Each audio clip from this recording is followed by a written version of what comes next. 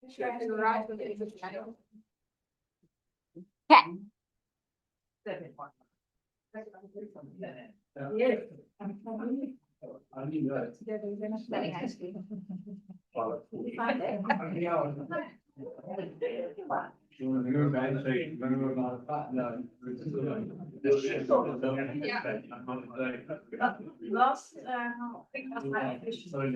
sitting on this precarious couch. In the middle, nothing can happen. Okay. I feel comfortable. I can fall asleep and just.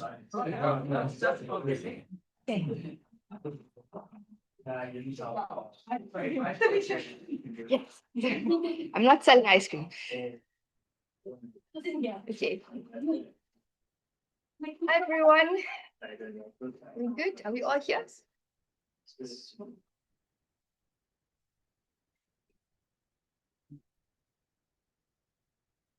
Good evening, our members, Toastmasters and guests.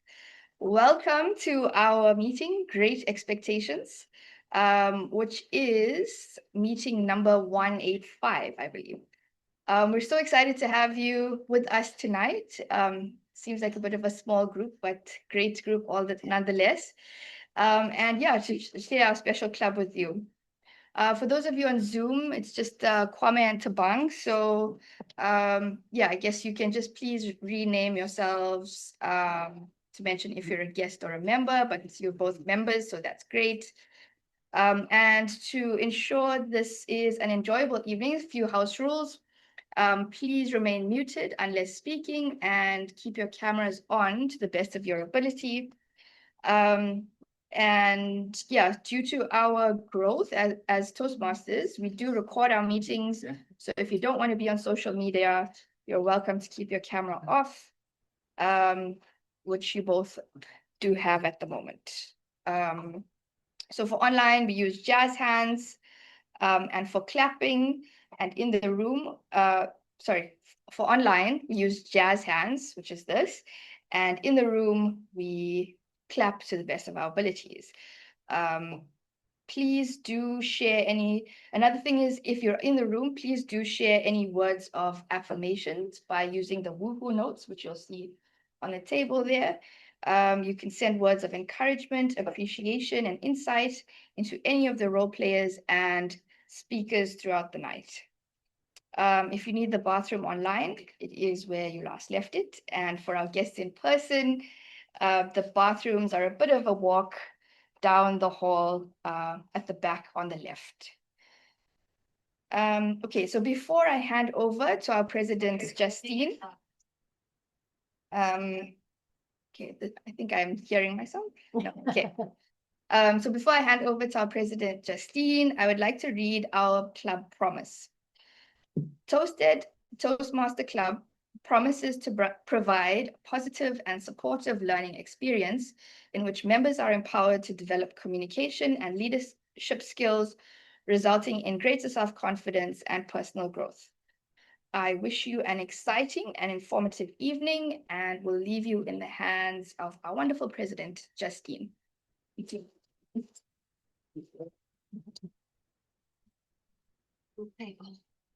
Good evening, fellow Toastmasters, our guests that are in the room with us this evening.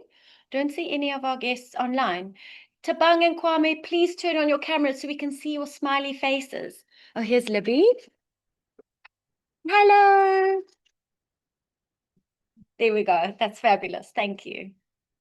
And I'm just going to wait for Libby to come in so we can say hi to her. As Talisha mentioned, this is our 185th meeting with the theme Great Expectations. We've got quite a nice jam-packed evening with 5 speakers, which is very exciting. Hi, Libby. Nice to see you and welcome. Not too late, so we've just kind of gotten started.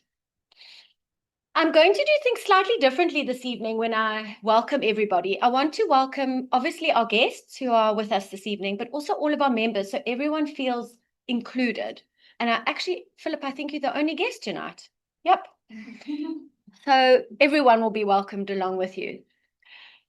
I want to just acknowledge someone in our Toastmasters club for reaching a level. And what that means is when you stand up here and you speak, you get to mark it off on the Toastmasters International website. And once you've done 5, or I think it's 5, is it 4 speeches in level 1, 4 or 5, you finish a level. And you go level 1, level 2, level 3, level 4, level 5, and then you are a distinguished Toastmaster. So today we are celebrating Michaela. If you can just start chatting. Please will you come up, Michaela? And Michaela has finished her level 3 persuasive influence. Congratulations. I completely forgot about it. It's been in the back of my class since last meeting. Thanks for keeping hold of it. Pleasure. Congratulations on finishing level 3. And that helps us when we complete a level, it helps us as a club gain points. And last year we received, I think it was President's Distinguished, which is the highest you can get. But this year they've made it a little bit trickier for us to get it. And the top one now is not President's Distinguished. It is it's not the Smedley Award. It's something about the Smedley guy, but I'm not sure what it is. But now we need to get 10 points. And once we've got that, then we get this new award, which now I can't remember what it's called. We wish Gunther a happy birthday. It's his birthday today. He's not here because obviously he's celebrating with his friends and family. So wishing him a happy birthday for today. And then, Michaela, sorry, can I please use you so I can just do this whole thing going around? Thank you. We're going to try something different.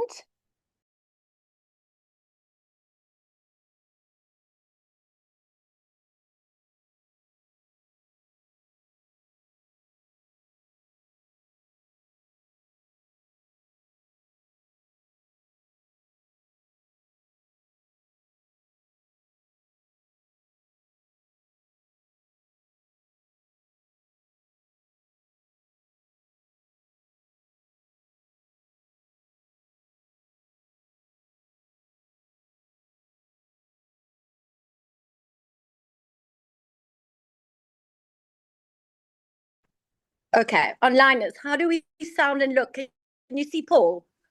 I'm here. Oh, we can't hear you now because we need this. Can you just give me a thumbs up? Can you hear?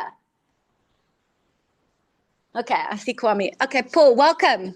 It's lovely to have you here with us tonight. Great to see all those lovely ladies around. And that's the reason why I come especially to Cape Town. Thank to have that you. dynamic club. Paul has been a member with us for quite some time, and he loves all of us at Toastmasters. Gabrielle, welcome. Lovely to see you back in our meetings. We've missed you. Couldn't wait to come back. Yeah. I missed you too. Yeah, it's been so nice to have you back. And Michaela, our beautiful Vice President of Education. I feel like I'm like a journalist or something. It's quite weird. Quite an interesting place. Hello, everyone. How are you, Michaela? I'm good. How are you? Great, good. Lovely to have you, our VPE. And Talisha, the brains in the background, helping us with everything. Hello. Hi, Nice to see you. Talisha. And Ant, ready for his speech tonight? I think so. Hello, everyone. Hi. Okay, great. Nice to have you. Good luck for your speech. And Alex, Hello, also ready for your speech? Yes, I think so. Sorry, am I like intimidating going so close? Nice to see everyone. Yeah, Thank you. I'm sure everyone online is waving. And Josephine, our speediest member ever, ready for her icebreaker tonight. Yes. Amazing. Love it. Good luck. And Roger, our table topics master, how are you doing tonight? I'm great. Great. Lovely to have you. We'll see you there Yep. at the table topics. I see you left. Okay, Philip, welcome. Hello.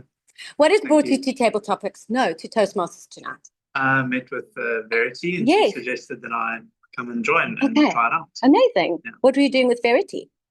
Getting the ability to speak more confidently. Okay, amazing. Separately to this. So Yes. Okay. I think this may be the starting point Yes. rather than Exactly. Yeah. Okay, awesome. Well, welcome. It's lovely to have you. And I hope you enjoy the evening with us. Yes, thank you. Andrea. Hello, welcome. Nice to see you. Nice to see you too. How are you doing? Good, thank you. You've got a few roles tonight. I have a few. Yeah. Okay, thank you. We appreciate Pleasure. you stepping up. It It's really absolutely makes such a looking forward to difference. Speaker tonight.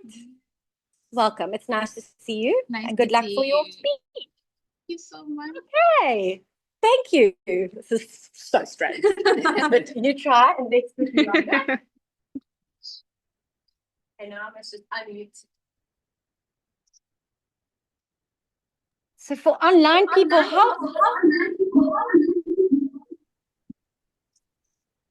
Who is it? Okay. Libby, Kwame, Tabang, how was that for you, getting to see everybody in the room and hearing them? I loved it. Okay, So good. cool. Thank Feels you. very weird for us. Makes it a lot better for us onliners. Okay, awesome. I'm happy to Thank hear you. that. Pleasure. Thank you. Thanks for your patience, because I know this has taken a long time for us to figure out. I'm sure we'll get used to it. It does feel a little bit strange, but great. Thank you so much. Okay, so now we've checked in with everybody. I'd like you all to, get a glass, and we're going to unmute ourselves online, and we're going to raise our glasses to South Africa and all her speakers. To South Africa. To South Africa. And all the speakers. Yes.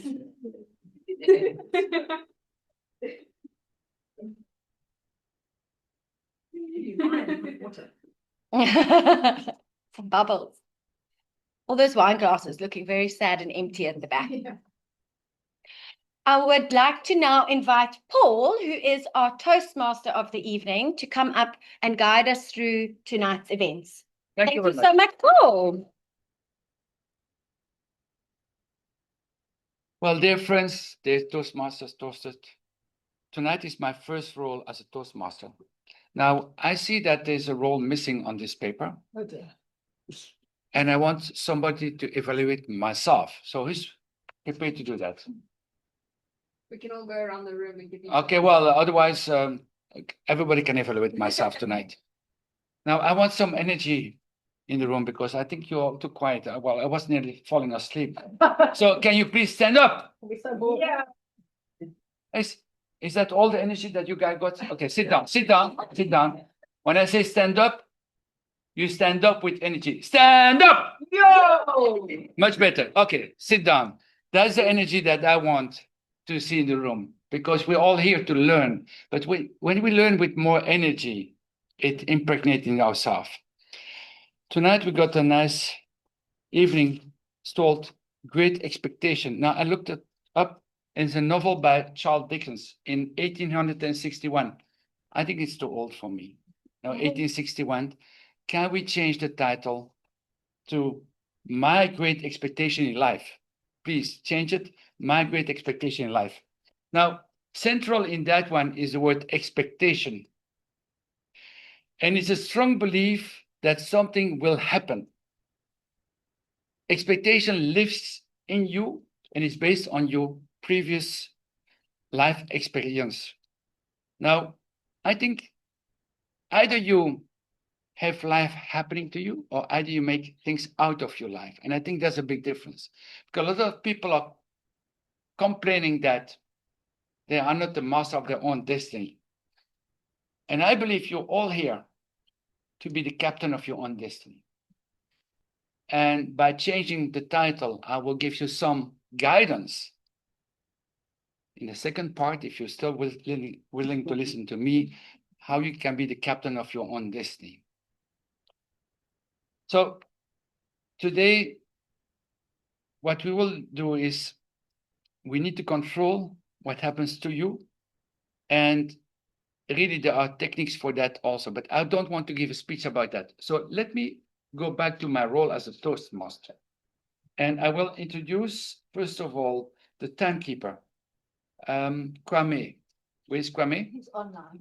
Online. Well, Kwame, be the timekeeper. Please explain your role, please. Okay. Good evening, Toastmaster, fellow Toastmasters, guest. My role today will be the timekeeper. For table topics, there will be a maximum of 2 minutes. When it's 1 minute, it will show green, and then 1.5 minutes show yellow, and then at 2 minutes it will show red. For icebreaker speeches, we've got 6 minutes at green, at 4 minutes to show green, at 5 minutes to show yellow, and 6 minutes to show red. For featured speeches, we've got 7 minutes, 5 minutes to show green, 6 minutes to show yellow, and then at 7 minutes to show red. Thank you very much. Thank you very much for the introduction. Then I will introduce Gabriela, who will do hymn counter. Thank you for coming forward. Hello. Hello. Thank you very much, Mr. Toastmaster, honorable guest, and dear fellow Toastmasters. The purpose of the and R counter is to note words and sounds that are used as a crutch or as a filler by anyone who speaks. And I think we all know those frustrating dinner talks where people want to say something and they haven't prepared well, or they didn't think about it, and they use words like, and are, and this means so is one of them as well. And I will observe whether you are using those words. I will note it and then later clap you and tell you more or less where you're standing in using those fillers and those unnecessary words in between. Wish you a beautiful evening. Thank you. Thank you, Gabriela. And the next role is the grammarian. Andrea, can you please come up? Thank you. Right. Thank you, Toastmaster, fellow Toastmasters and guests. Tonight, my role as a grammarian is to help us all become a little bit more aware on how we use our language, because the way we can speak and the way we speak actually can transform a good message into a powerful one. I'll be listening out for clever and creative words like similes, which compare two things using words like and as, like she was as calm as the ocean after a storm. Metaphors is a way of describing something by saying it is something else, like each speech is a stepping stone towards confidence. Alliterations is that satisfying repetition of sound, like brave, bold, and brilliant. Vivid verbs, strong action words that paint a picture. Instead of saying she walked, you can say she glided in the room. I'll also be listening out to the ABCs, accurate, brief, and clear. For example, instead of saying we managed to deliver on our objectives, you can simply say we delivered. Sometimes the fewer the words, the stronger the message. Another part as my role of grammarian is to introduce the word of the day. Today's word is boundless. It means without limits or seemingly endless. I have boundless gratitude to be here tonight. I encourage you all to slot this word in if any of you speak tonight.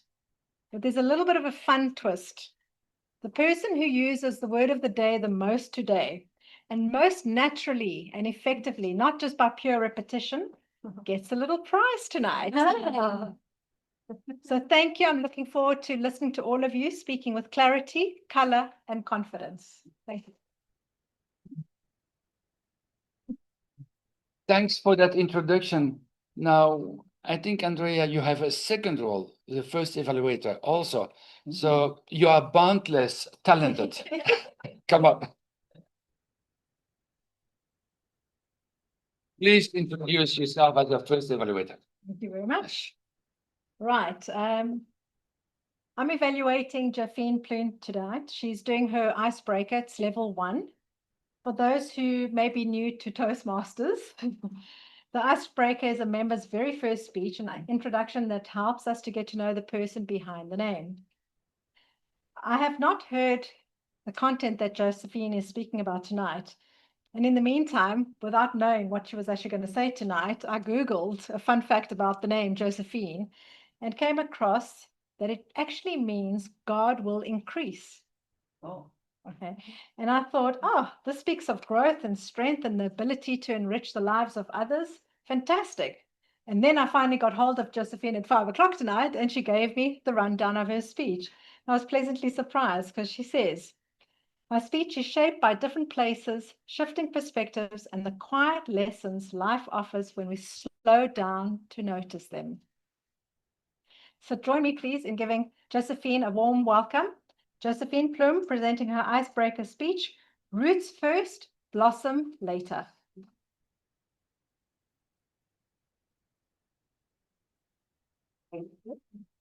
Fun fact, I didn't know. I didn't know that. Thank you, everyone, and welcome in my first speech. So I would like to take you on a short journey, and especially the journey in my life in the Netherlands. In the Netherlands, my life really was around planning a lot of things on the same day, and it was like, it's almost a national sport, I would say, for the Dutch people.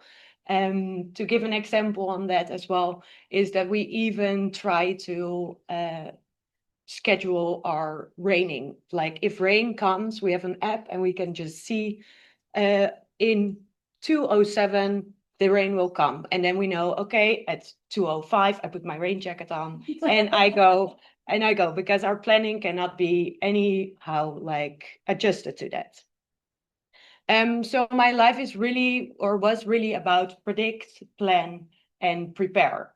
And that was the most important things that I did. But then I really thought when lives unfold that if I adhere to that, it will be good. And that was a nice theory, but in reality, that's not necessarily always the case, of course. So I realized when I put more effort in something that it not necessarily has a better result. Or when I push harder, it will result or give a solution to something. Sometimes you have to have a bit more patience. And in the previous meeting, I already said it, and I really love nature. So I thought maybe it's a good idea to look how nature does it, because it doesn't look like nature is always necessarily in a hurry. So look at, for example, how a shell is built. Very small particles over time produce like this beautiful, beautiful shell. And that doesn't necessarily happen at the same day.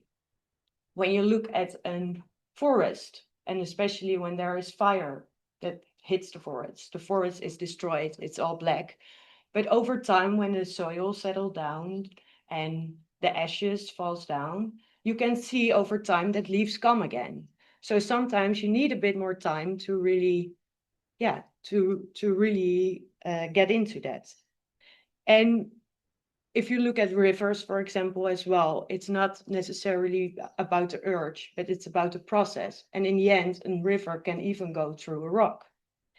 And it teaches me that sometimes you do not have to rush. You already said it. I was the fastest Toast member up to now. Now, that is a big part of my life. And the impatience that I sometimes feel has nothing to do with ambition that I have. It just shows me that my timeline is not necessarily always the best timeline. And if I look at nature, how I see the timelines that I have, it just disagrees with how I would do it.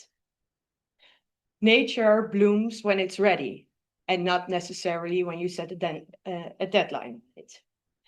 I still have great expectations and I still dream big, but that can come on a later moment.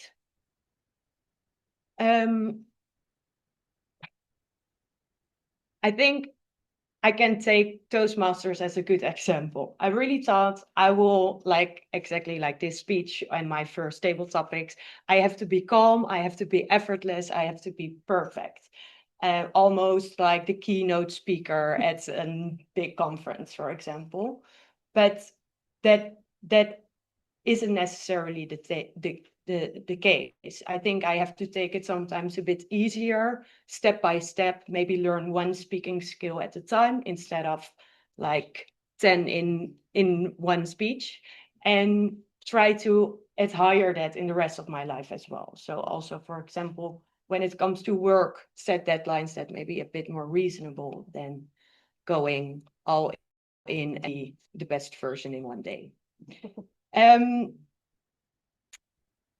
I think I have to still build my roots a bit in that, and that will come over time, and hopefully I will bloom as good as I should. Thank you.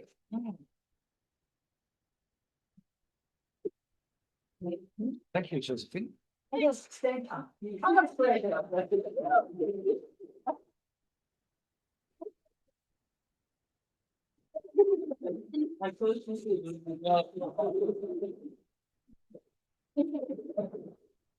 Thanks, Josephine. Wonderful speech. You could think about the Chinese bamboo. The Chinese bamboo is a very strange bamboo. You have to water it and nurture it for 4 years. And then suddenly it grows up the first year or the first 6 weeks, about 1.5 meters. So you can't see that the Chinese bamboo is growing underground and suddenly it pops up. Maybe something to think about. Take time, but I'm sure that you will do well. Then, yeah, 100%. And well, if you want to be very patient, there are certain bamboo species that only blossom every 80 years. So that may be a little bit too long, you know.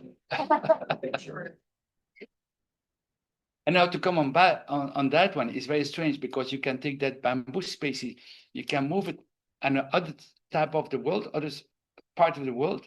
That same species will blossom after 8 years simultaneous if you bring it to South America after Europe. It's very strange. Good. We're going to the second evaluator, Talisha. Please, can you come forward and explain you what's about?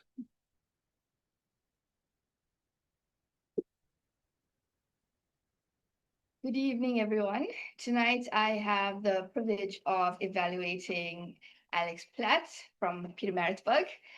And Alex is on his second speech, writing a speech with purpose on level 1, presentation mastery. Alex, I'm very intrigued on what you are going to share with us today. The title of the speech is, "Do you know what you ate for lunch today?" I don't remember, but I'm really looking forward to your speech today. Alex. Sure. Okay. So let's welcome Alex. Please come up with energy. Yes. But energy. You know what you ate for lunch today? Do you really know what you ate for lunch today? Seems like a very straightforward question. The salad, the wrap, the sandwich.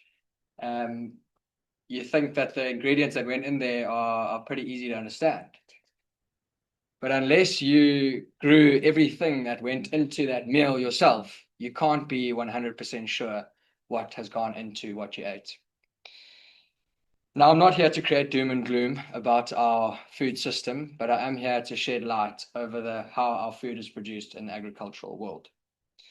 I'm sometimes horrified at how naive some of my friends are about what is healthy. I had a friend staying with me the other day who was drinking one of those fizzy pink grapefruit juices from Woolies, and he told me it was the healthy option. On the label, it says 8% real grapefruit juice.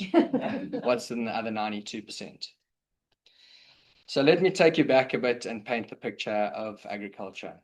In the year 1900, using maize as an example, as maize is the most commonly grown crop around the world, on a 1 hectare piece of land, farmers would strive to achieve 1 to 2 tons of maize as a yield. Nowadays, farmers are striving to achieve anywhere between 10 and 15 tons. An average farmer will be happy with achieving 4 to 6 tons. So let's say on the most conservative level, the production capacity on a 1 hectare piece of land has tripled. Now, there's a lot of innovations that have gone into agriculture that have allowed for this increase in capacity. And the world wouldn't be the same today without these innovations. Things like fertilizers, pesticides, genetics, and machinery have all allowed farmers to be much more productive on that same piece of land. The mass adoption of fertilizers and pesticides and genetically modified crops allowed farmers to grow at a much more rapid rate. This benefited societies, but the impacts it was having on the environment and the human body was unknown. Unfortunately, the chemistry of these products has led to more than 50% of our agricultural land to be degraded today. Degraded means that the soil has no life left in it. It has no natural defense or nutrition. It's like a human who lives on vitamins, steroids, and antibiotics, as opposed to a healthy, balanced food diet. As soon as they run out of their medicine, they become sick. They are reliant and they have no immune system. It's the exact same thing in soils that have been pillaged by fertilizers and pesticides. They are vulnerable. It kills everything natural in the soil, and the plant is fed with artificial nutrition. These old school farming techniques have led to a population of people that are malnourished and sick.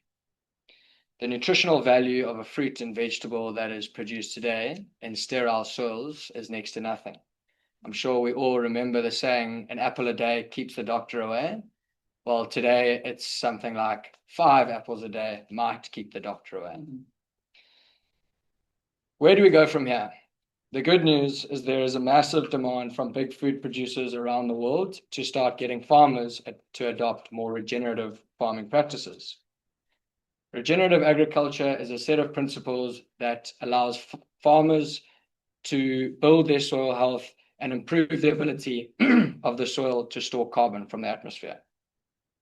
Regenerative farming is perceived to be slightly more challenging, but that's because farmers have been farming the same way for 50 plus years, and like most people, are reluctant to change. Now, how does this concern you, us, and what can you do about it? Well, the group of people that has the biggest impact of our food production industry is us, the consumer. Until all consumers realize that what we are putting in our bodies is killing us, we are fighting a losing battle. I can't imagine anyone is running to the store to get the following ingredients for their dinner: glyphosate, chlorpyrifos, cyfluthrin, atrazine, malathion, permethrin. These are all active ingredients in pesticides that are sprayed on our crops today. The ingredients in ultra-processed foods that we can't pronounce is a whole nother major red flag. I'm not perfect. I don't look at all the boundless ingredients on the labels of the food I buy. I eat junk food from time to time. These things aren't going away. But until we put pressure on farmers and food producers to stop spraying their crops with things that are directly linked to cancers and heart disease, they will carry on. I encourage all of us to start thinking a little wiser and start shopping a little smarter. Just because you buy your lettuce from Woolies does not mean it was grown without the use of harmful products. It doesn't take much to visit a farmer's market once more a month or start shopping at the food that procures healthy foods.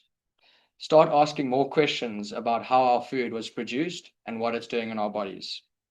The more information that is shared with the unassuming consumer, the better. When I leave you today and you think about this speech, I want you to remember one thing.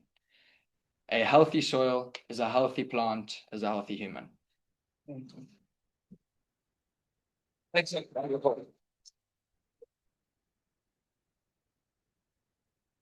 A speech full of energy, soul energy, but thank you very much for the insight. I really appreciate it. I'm coming from Europe, well, I'm in between two countries, and I see a whole shift change in Belgium and in France, where people are going to more authentic food, more expensive, but more authentic food. There's a whole shift change. And then, by the way, Europe does not allow OGMs, the maize, or whatever you call it, from America to import it, with big fight about the soya, that we do not allow it to come to Europe, because we don't know what the repercussion will be in 5, 10, 20, or 2 generations down the line. Definitely. And unfortunately, there's mass production of food. If you look at the chicken, the conversion between feed and chicken, it went from 1.8 to 1.2 today. It changed, and luckily also because we can feed the whole population. But I think we need to go definitely more quality food. Sorry, we'll go a little bit off topic. We got Justin, come up with energy, please, for the third evaluation. Thank you, Paul. I am super excited because tonight I get to evaluate Amelia. And I was saying to Gabrielle when we arrived, I can't believe it's Amelia's second speech. So she's doing her speech, writing a speech with purpose, and it's strategic relationships. And her speech title is, So Becoming Mrs. M will be my icebreaker. It definitely lets us we start wondering what that could be about. But the purpose of tonight's speech is to write a speech with purpose. Amelia's asked me to focus on her strong introduction, body, and then conclusion, and how it's all tied together, and also her use of words and grammar. The member is to just present a well-organized and well-delivered speech, which can be humorous, informative, or any style that the member chooses. And the content and the style should all work well together. So Amelia, I'm wishing you all the best, and I'm excited to give you your feedback later. Thank you. Okay, let's welcome Amelia. Come in.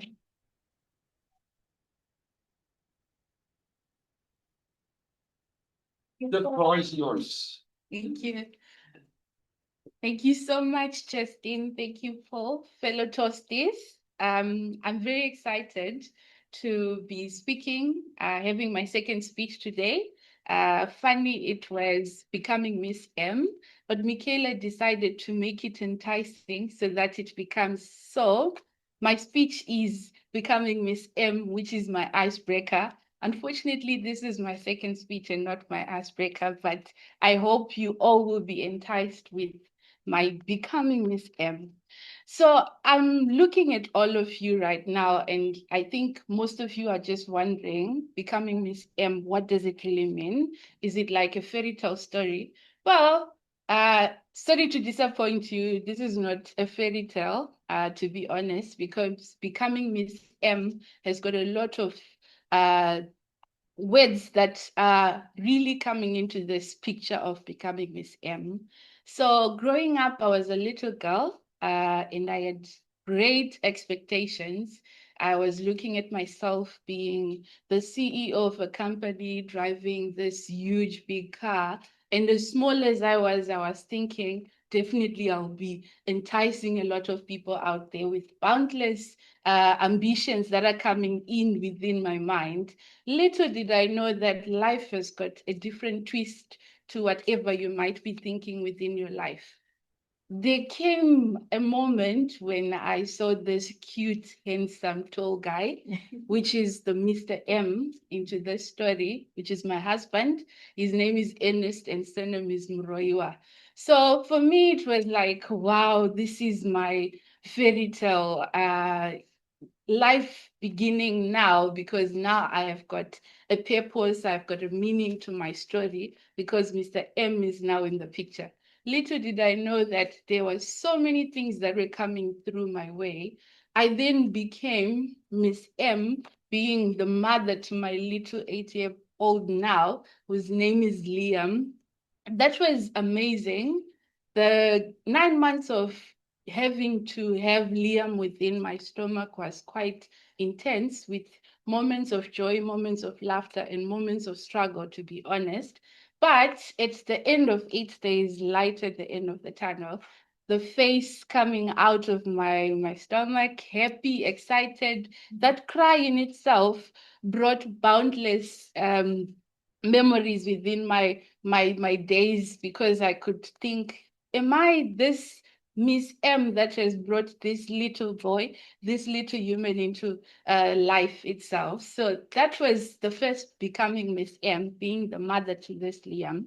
And there were so many situations within that becoming Miss M. We had situations where you had high temperatures, and as a mother, you are worried, you are sick and tired, you just want rest, you just want peace, you just want calmness within the house itself. But here you have got a son who's got a high temperature, and you have to take care of that son.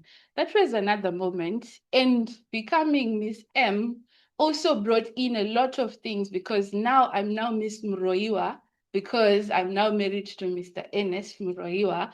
And with that, we have two families that are being brought together, two people that have lived with different experiences, and all of them are coming in together to be one family. And as you know, that might seem very easy, because you're saying you're just going to be husband and wife and that's it. But there are also other people involved. We've got families, we've got friends, and all these people always bring that becoming Miss M to be quite a difficult journey in itself. And as you might think that was the end of the story, becoming Miss M also meant relocation, and we had to relocate from our home to South Africa. Growing up, I was like, I'm never going to step my foot in South Africa because of the crime rates that I have always heard of. Many people have been talking of this gang violence. Many people have been talking about people being robbed and all this. So that was never the imagination I had. And coming to South Africa, I was really shocked to know that actually this place is paradise, better than the home that I have left, the home that I thought, well, this is where my life revolves around. And here I was with so many people and the beautiful beaches, the beautiful sunset, all these things that I never even imagined when I was still the little Miss M. Now becoming Miss M was just amazing. And then fast forward into this, that also came in with the roles and responsibilities of becoming another Miss M. This Miss M now is the manager to where I'm actually employed, being the manager to a finance department, which is with a little team of around 3 people. And that in itself is something that is really a lot to consider because you're managing a lot of things that are actually happening within the team. Not only within the team, but also other aspects outside the team, managing donors, managing the people that you are representing, which is quite a lot of things that you really need to consider with becoming Miss M. That in itself really brought a lot of understanding and a lot of change within me because I had to introspect as to exactly why I was in this career. Did I really want to be Miss M, which is the manager in this case? Did I really want all these responsibilities of sleepless nights? Did I really want this? And then I actually thought of the conversation I had with my beautiful toasty Andrea, where she said that you really have to have a meaning in everything that you're doing. When you wake up, you have to have a meaning. And that in itself was also something that I was considering that, do I really want this role to be the life that I live as becoming Miss M? And am I really ready to take up this role? That also brought me to this lovely family that we call ToastEd. And I became Miss M, which is Miss Member Emilia. And as you know it, ToastEd is a family in itself because here you can express yourself, you can be the person that you want to be. And it has really brought some meaning into my life because now I get to see another family I never even imagined to have. So with that, I actually leave you with Ralph Waldo Emerson's quote, which says, life is a journey and not a destination. We actually go through so many things in life, but definitely as we're going, it's a journey that is continuous, and we continue to become and be the becoming as we go. Thank you.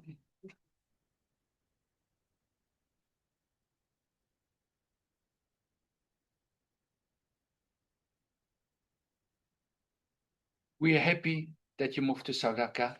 We are happy that you're part of this family. Thank you very much for sharing all your Miss MMM. One thing also, I would maybe add another little quote for myself.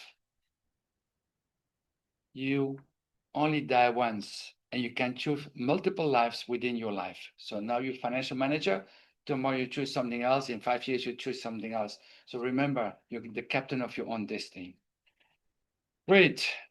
Then, Michaela, can you just introduce yourself as evaluator, please?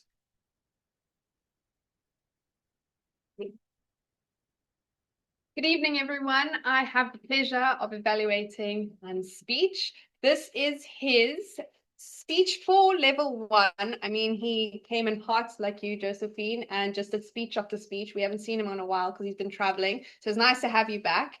I'm looking forward to your speech, and we're looking for authenticity most of all of anything, because he's preparing for his wedding speech. So this is the third one, I think, if I'm correct. We'll have 2 more after this, and then it's the big day. But I mean, you started so well, cool, calm, and collected. I have no doubt that you're going to be great. But I'm going to be watching out for hand gestures. I know I'm going to see more of your personality and not extravagant hand gestures. So I've noted that. But as well as your pace, and you're really good at weaving a story together. So I think you'll be fine at that. But I'll just be listening out for everything. And yeah, good luck. So let's welcome Anthony, and the speech is raising the bar without breaking it. All the best, Thanks, Anthony. Paul. Appreciate it. Good evening, fellow Toastmasters and guests. When I signed up for my first marathon trail race in George, I pictured myself gliding up those mountains like a rock rabbit, light on my feet, wind in my hair, smiling for the cameras, and loving every single moment. Reality? Let's just say there was a lot more sweating, pain, questioning my life choices, and definitely not enough gliding. Somewhere between kilometer 28 and why did I do this to myself, I realized something important. It's great to have great expectations, but it's even greater to manage them. Having high expectations of ourselves is powerful and necessary. It pushes us to grow, to stretch beyond what is comfortable, and to achieve things we once thought weren't possible. It's what makes us sign up for that marathon, start that business, chase that dream that both excites and terrifies us. Because somewhere, deep down, we know that easy goals rarely change us. When I started Stay Unique, my eco-cabin business, I had high sky and boundless expectations. I imagined cabins being built in record time, guests flooding in, glowing reviews, and everything running perfectly. Instead, I discovered just how destructive fires can be, both to timelines and to your mental state. I learned that solar systems don't always cooperate, that builders don't always arrive, and off-grid doesn't only describe the cabin, but sometimes a signal when you need your contractor the most. But those big expectations kept us moving forward. They gave us direction, and they made us build something we're proud of today. Without great expectations, we probably wouldn't have started it at all. On the contrary, and as Josephine touched on, great expectations can also be dangerous. And I believe it's just as important to manage them as it is to have them. When the bar is set too high, or when we set too many goals all at once, we spread our energy thin. And instead of feeling motivated, we start to feel overwhelmed. I've done this many times, setting 10 different goals because I wanted to achieve everything all at once. Run faster, grow the business, lift heavier, read more books, spend more time with family, meditate, stretch, eat clean, and sleep 8 hours. And by Wednesday, I was failing at most of them. But when you don't hit your goals, you feel like you failed, even when you have actually achieved a lot. It steals the joy from the wins you did have. And the truth is, I hadn't failed. I just aimed for too many things in one go. And sometimes chasing everything means catching nothing. Through the above life lessons, I've learned that success isn't about lowering your standards. It's about managing them. It's about knowing when to push and when to pause. For example, when training for a specific goal, whether it's a race or just general fitness, and you don't hit a certain goal one week, I've learned to adjust and focus on what I have achieved. Sometimes your body just wakes up on the wrong side of the bed. And instead of beating yourself up for missing that goal, it's okay to acknowledge progress and go for that goal next time. In work, when a project takes longer than expected, as they almost always do, I try to shift focus to what's been achieved rather than what's missing. Maybe we didn't open the cabin on the date we wanted, but the deck is finished, the solar system is humming, and the dream is still alive. Every small step forward is still progress, and progress, not perfection, is what keeps us moving forward. Managing expectations doesn't mean giving up on greatness. It means giving yourself the space and clarity to achieve. Because a well-placed goal gets you to the summit far more often than a reckless sprint ever will. So now, when I line up for a race, I still have great expectations, but they're not about being the fastest or the strongest. They're about finishing with pride, with gratitude, and maybe, just maybe, being able to walk the next day. We all need great expectations. They inspire us, stretch us, and make us better. But remember, the key is to raise the bar high enough to challenge you, just not so high that it breaks you. Because true success isn't measured by how high we set the bar, but by how many times you rise to meet it. Thank you.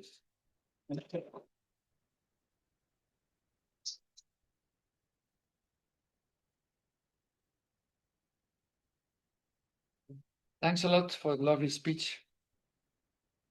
When you don't reach your goal, it feels you fail. I think it's not how you feel, how you raise up, which is important. Put your goals very high. If you shoot for the moon, you miss it. You will land up to the stars.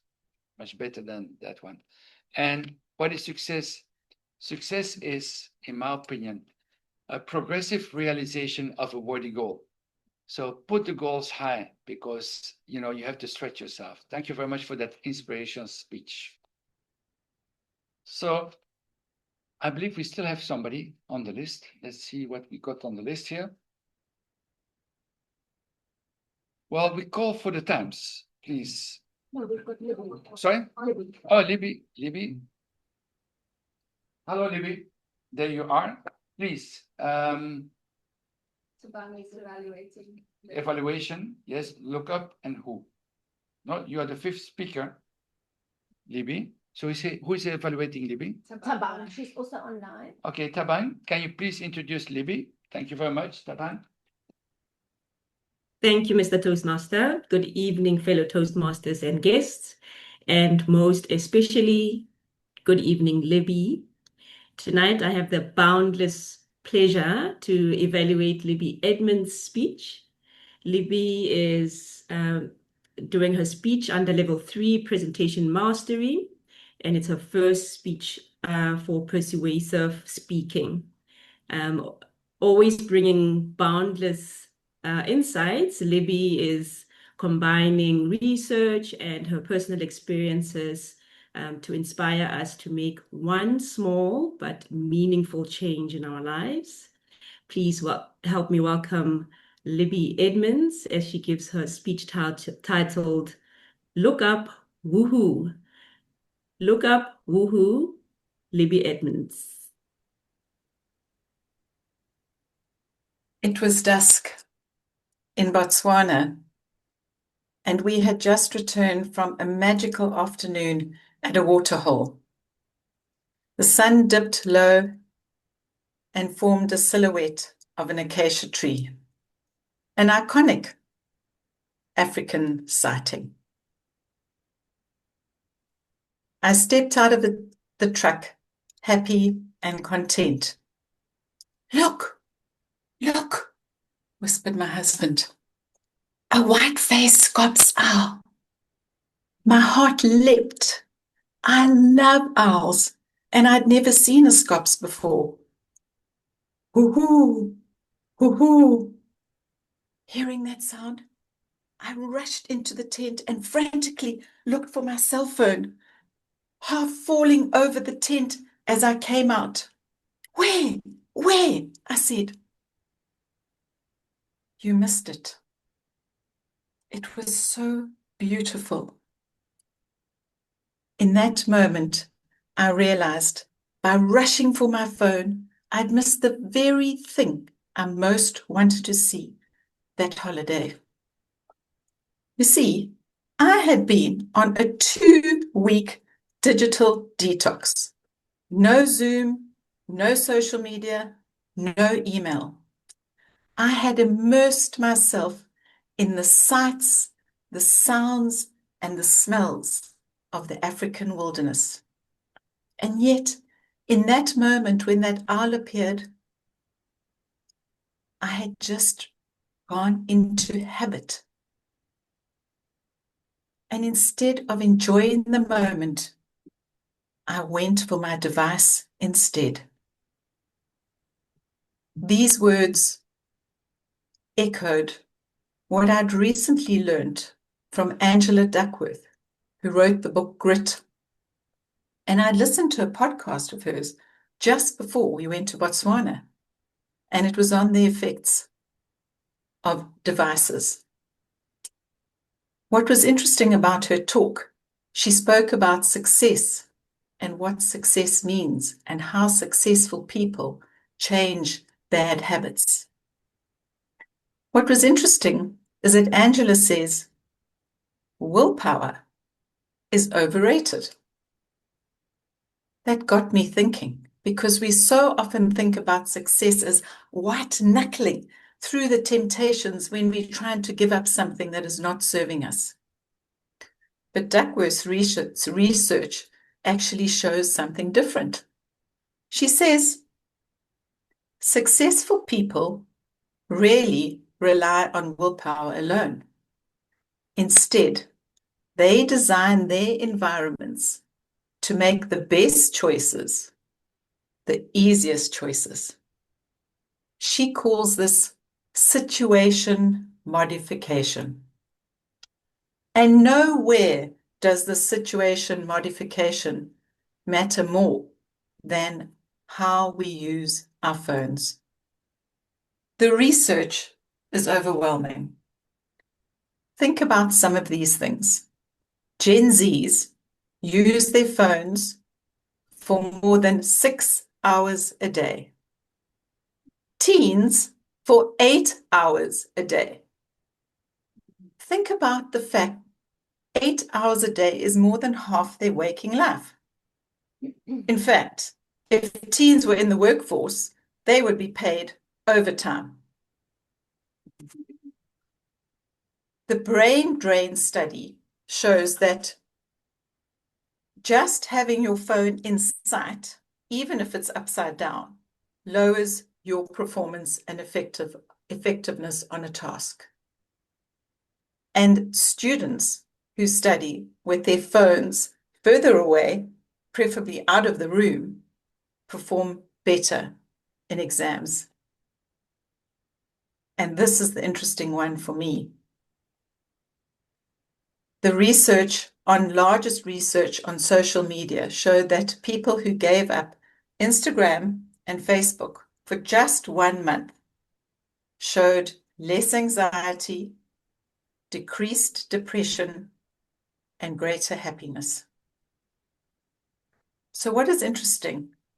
With every habitual reflex for our phone, we run the risk of negative performance, poor relationship, and unhealthy well-being. But Duckworth reminds us that we don't need to be these superhuman disciplinarians. We just need to think about what our setup is and change our setup to improve something that we want to change. Here are some little shifts that might help you. Out of sight is out of mind. Put your cell phone in another room when you need to focus. How about raising your sky to screen ratio? It's so important that in a situation throughout the day where you are feeling bored or anxious or tired, get up and go outside. Some old-fashioned things like sunshine and sky are hard to beat. Research shows that one of the most important things you can do as a parent or as a couple is to have your meals together. So important for families to connect. So why not make your dinner table a cell-free zone? Esther Perel, who is a relationship expert, says, No cell phones in the bedroom. If the last thing you stroke at night and the first thing you caress in the morning is your cell phone, oh my word, you are moving in the wrong direction. And above all, be intentional.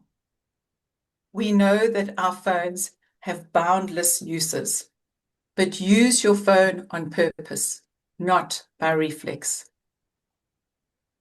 The owl that I missed in Botswana was a wake-up call for me and a reminder that life is happening right in front of us. Anne Dillard has a wonderful quote, "How we spend our days are how we spend our lives." So I ask you, when last did you miss your child at the park saying, "Look, mummy, look, daddy, look, look," and you were looking, but at your phone? When last did you go for a run and have your earphones on with your listening to a podcast or music instead of looking around you? What about that special elderly person that you go and visit who tells long stories and you sit there scrolling through your phone? Or what about that friend or colleague who really needs you to look at them and to listen authentically? But out of habit, you both sit on your phones. Friends, mindfulness in this digital age isn't about iron willpower. It's about shaping the situations that shape us. So next time you're fortunate enough to hear an owl at dusk, or your little one say, "Look at me, Mum, look at me, Dad," don't reach for your phone. Look up. Be present. Live fully. Woohoo! Woohoo!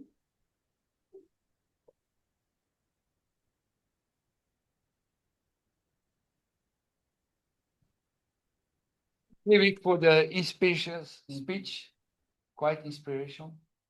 I feel that I'm likewise. I'm not in Instagram, not on Facebook. At home, when I'm at home in the bedroom, I'm with my wife, not with my cell phone. Very important. At the meal at home, the rule is no cell phone at all. Even if you have 5 kids, it might be 5 cell phones, they're all left out. So I think it's important. The lessons that we learn here, I really agree 100% on Libby, you know. I was amazed to hear that young people, teenagers, 8 hours a day, and we'll not employ those people. And the people in our factories are working. We're putting a cupboard where they can put their clothes, and also a place to charge a cell phone, and they're not allowed to have a cell phone when they're working. So that's very important. Otherwise, they're busy. We had catch guys watching movies, you know, when they have to work. I mean, that can't work. Good. Where are we now? Let's see in the whole list. We are calling for times. Please, can we have the time reports on, I think, coming from the screen somewhere? Where's my reporter? Okay, I'm here. okay. Thank you very much, fellow Toastmasters. The report on the time is as follows. Josephine, 4 minutes, 36 seconds. Alexander Platt, 5 minutes, 47 seconds. Emilia Marzinga, 7 minutes, 34 seconds. Anthony Austin, 4 minutes, 40 seconds. And then Libby Edmonds, 9 minutes, 1 second. Thank you. Thanks for the timekeeping. So I believe that there were 2 people a little bit over time, but the speeches were good. So, I mean, if you take 20 minutes, for me, I don't care. As long as you give some inspirational speeches.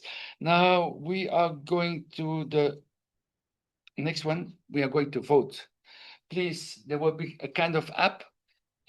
You are allowed to use your cell phone for this exercise. So just once, put it on. And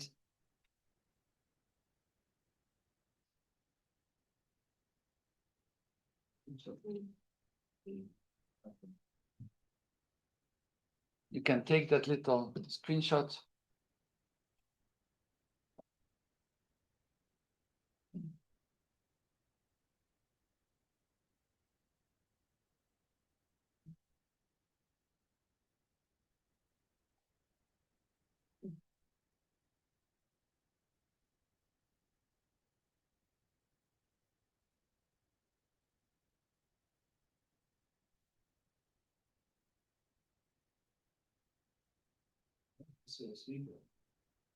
It's Josephine, but it's just because it's the icebreaker.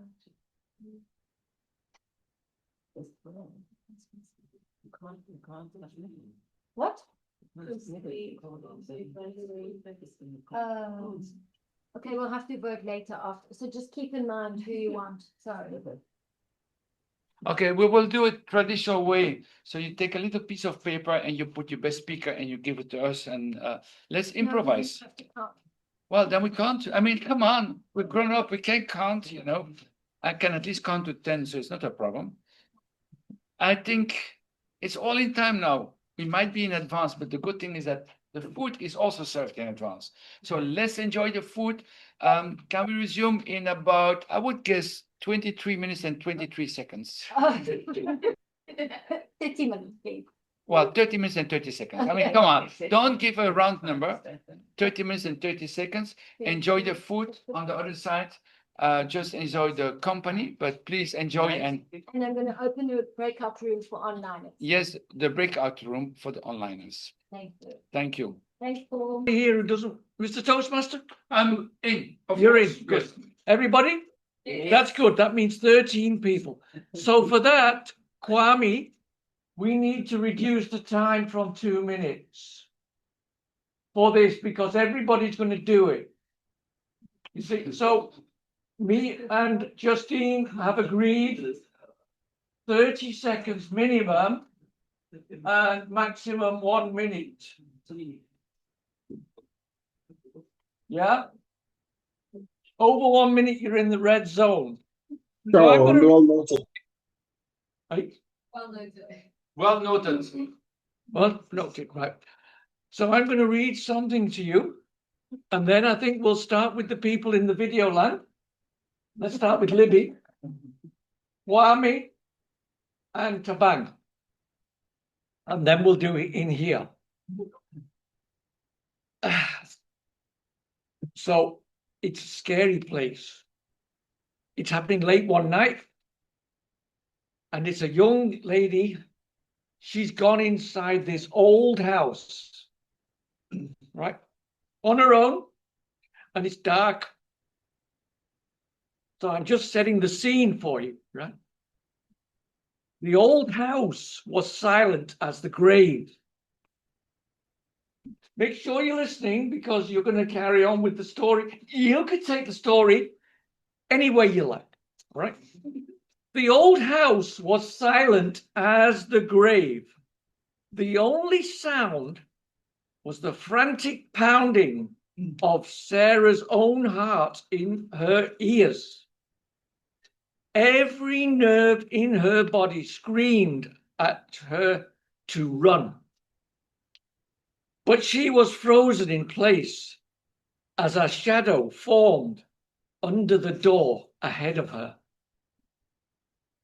She watched, helpless, as the doorknob slowly began to turn. The lock mechanism clicking with a sickening finality as the door swung open, revealing Libby. 1 minute maximum. The door swung open, and to the young lady's horror, there was somebody that she recognized, that she hadn't seen for a long time. And she realized that it was Mrs. Haddon, her school teacher, who'd gone missing a couple of months earlier. Mrs. Haddon was dressed in the familiar cream dowdy, mousy-looking dress that whenever she came close to her, stank of cigarettes. What was she doing in the old lady's house? How did she get here? She was now scared, but also curious, and she realized that she had to stand up to Mrs. Haddon, who'd been a bully. Had she done anything to the old lady? What was she doing here? She stood firm and said, Mrs. Haddon, do you remember me? I was in your class. What are you doing here? Mrs. Haddon stepped forward, creaked on the wooden floors, and said, over to you, Kwame. Kwame, 1 minute. I am so excited to see you.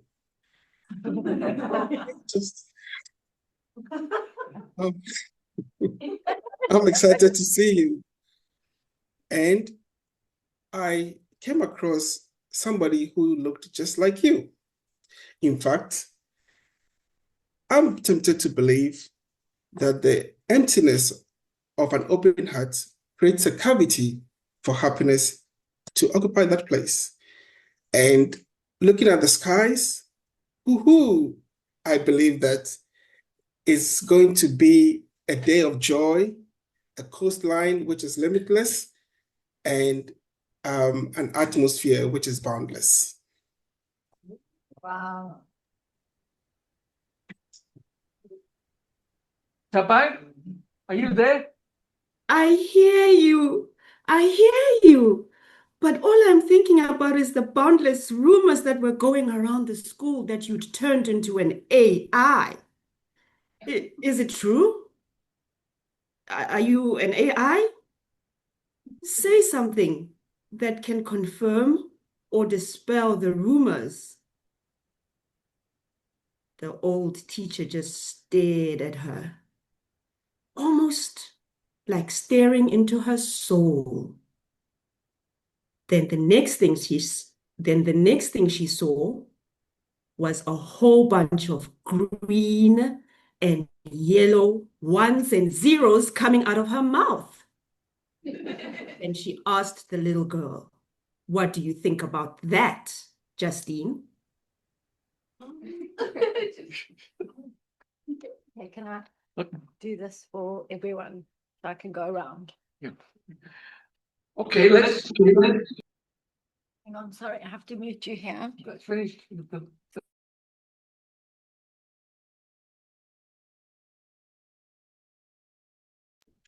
Seeing you. The young girl's name is, by the way, let's remember, I just remind you all, it's Sarah. Yeah. And suddenly, Sarah feels something on her legs. She got more and more frightened. She was sweating. And then she wakes up.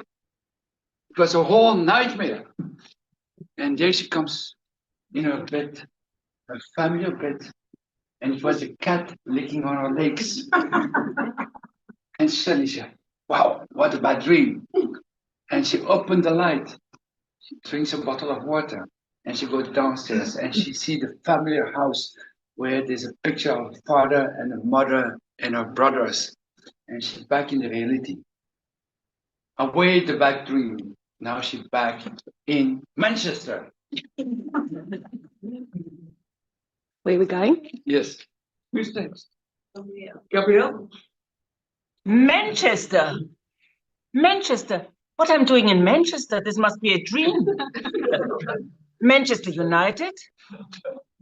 Is the TV on? Is there perhaps a soccer play? Where am I? Am I mad? There was an IE. Yes, there was an AI. I mean AI. And she took me by the throat. She got me. I think it must have been Mrs. Haddon. But in Manchester, Mrs. Haddon trying to kill me? What have I done? I must be mad. Oh my God, if I'm mad and I'm Manchester and mad, there must be a mouse around. There's a mouse. I hate mice. Oh, no. They eat my toes. And, oh my God, I'm dying. Next one. I'm not dying. Oh, thank goodness. I'm awake, but am I? Mice. I remember mice. Disneyland. Oh my gosh, Disneyland. Oh, my favorite roller coaster. Finally. Oh, too bad the queues are just endless and endless. It's almost as they boundless around the roller coaster. But wait, there's a back exit. How did I end up here? On top of a roller coaster? This doesn't seem right. I mean, Sarah started out in an old house, somehow teleported to Manchester and then Disneyland. She might be in a psychiatric hospital. I'm not sure, but it seems now that she's on a roller coaster in a hospital gown. Maybe she is in a psychiatric hospital. Is she? No. She's actually at Ratanga Junction. And she is standing at the top of Monkey Falls. And she is with her boyfriend, long lost boyfriend. That is standing behind her, and they get into the Monkey Falls lift together. And as they're about to go down the falls, she turns to her right, and the boyfriend's name is Alex. And she looks at her boyfriend, she drops on one knee, and she proposes to Alex. But Alex didn't want to be proposed to, so Alex said, "Thank you, Sarah, that's a very kind gesture, but I would like for us to go down this roller coaster ride, and I'll go to the shop, and I'll buy you a very nice ring made of gold." Sarah loves gold. She and some diamonds sometimes as well. Alex decided to, in the end, to jump in the marriage with Sarah, and they had a beautiful, beautiful wedding. It was somewhere in Cape Town, I think, in close to the wineries, which is a beautiful location, of course. And Sarah also felt a bit wiggly when she was going towards that wedding. And yeah, she didn't really know what to do on the wedding day, what kind of speech she had to give. So she had to think about a topic that she wanted to discuss during the wedding. And our frame freezes, and we zoom back through a screen where an editor is typing the last words on a prompt for Sarah's life. And he looks at the creation, at the prompt that he's generated, and he realizes that this isn't the life that he wants Sarah to lead. So he starts deleting Sarah's life word by word with boundless energy. He deletes the entire prompt, and he is left with a white screen. And from this white screen, he starts to generate Sarah's reality, which is... She felt something on her shoulder, somebody tapping boundlessly with energy. And then she realizes, no, she is in the psychiatric home. Oh my goodness, and standing in the queue. Nurse in front of her says, pink or blue? And she's wondering, what shall she do? She takes the blue tablet, pops it, and suddenly she's back to reality. And only then does she realize how sick she actually was. All of this information going through her brain, the lifestyle, the prompts, Manchester, the weddings, the rocks, the haunted house, everything just came to her. And she finally realized she is not well and needs to do. It's 8 o'clock, and just as that moment, the nurse turns back and says, "Good night, Sarah."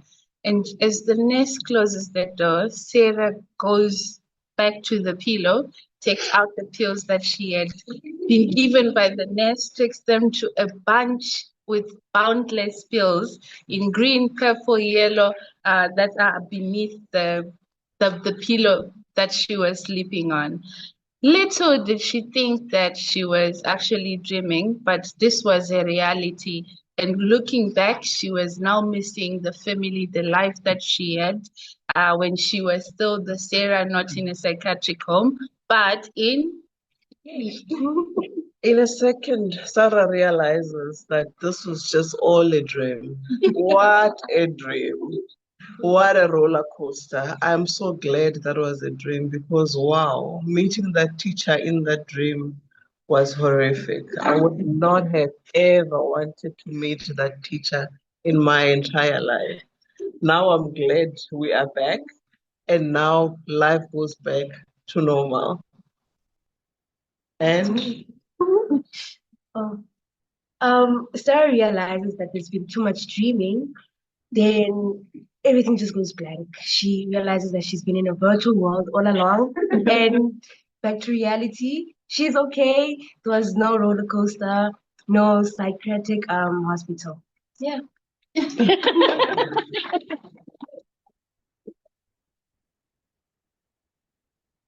Well done, everyone. It was amazing the way the story wove from the haunted house and then suddenly teleported, woke up from a nightmare and found themselves in Manchester. I was thinking it would be good to say, she woke up from a dream and found herself back in the haunted house.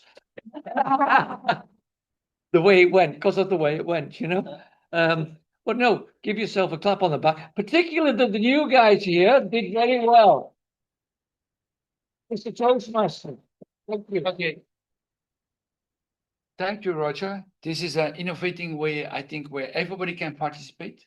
I like the idea because now everybody is enjoying, because otherwise you have 2, 3 silly people or whatever come up front who wants to do it, but now everybody's participating. So I encourage to do it, maybe not every time, but from time to time. I think it's, thank you very much introducing this, Roger. Very well done on that one. And I think it's a good idea because then even the people on the screen virtual are participating. So we are going to see on the timekeepers report, I think, Kwame, timekeepers report. It's difficult. Well, just please pull it out. Up to you. Thank you, We can't hear Toastmaster. you. We can't hear you. Sorry. Take 2. Can you hear me now? Yes. Okay. Thank you, Toastmaster. So I think the entire time slot was 13 minutes, 15 seconds. I had a breakdown of each person, but I think it would be too long to mention. Just to say that I think it was Gabriela who had the longest, 58 seconds, close to a minute. And I think Libby also was around that same 55 seconds. Thank you. Thank you, Mr. Tuck. I think everybody did very well. 13 people, 13 minutes and 55 seconds. We can't do better than that. Let's go. Hey, good. Now we're going to evaluate the evaluation of the speeches. The first evaluator, Andrea, please come up.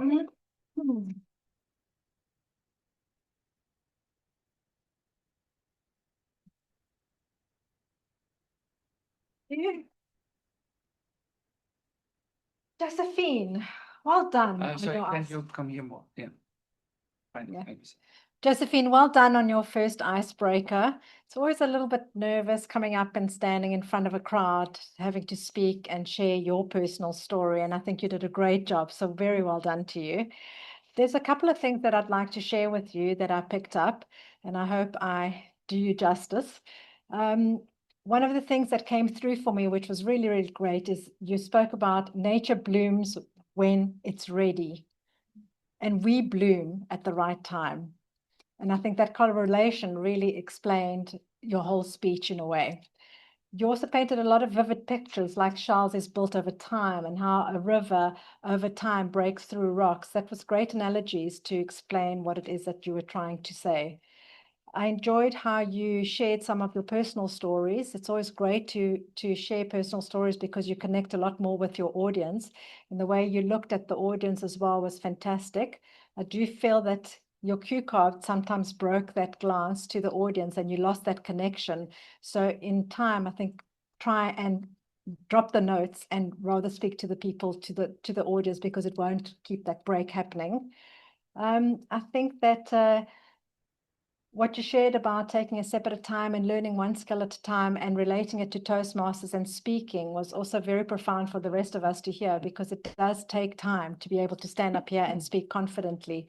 But the more you do it, the better you become at it, and the higher the confidence that you develop over time. I feel that what you could do is improve a little bit more on your structure. Having a very clear beginning, a middle, and an end, because you started to speak and I was trying to, but what is the story about? I wasn't quite sure. And then when you brought in the pictures and you started speaking about the shell and the river, then I started understanding, okay, it's about all of that. Even though your speech title was quite clever, and I really liked the way you titled it, the speech that came through wasn't as clear in the beginning. So I think when you start, grab the attention of the audience, say something, ask a question. I thought of maybe something like, how deep are your roots? Let everybody think, pause, which is another thing that's also important to learn, is pause. When you suggest things, you need to allow the audience to digest what it is that you're saying. When you said nature blooms when it's ready, I thought that was so powerful. And then you carried on straight away. I'm like, go back to that, because I really, really like that.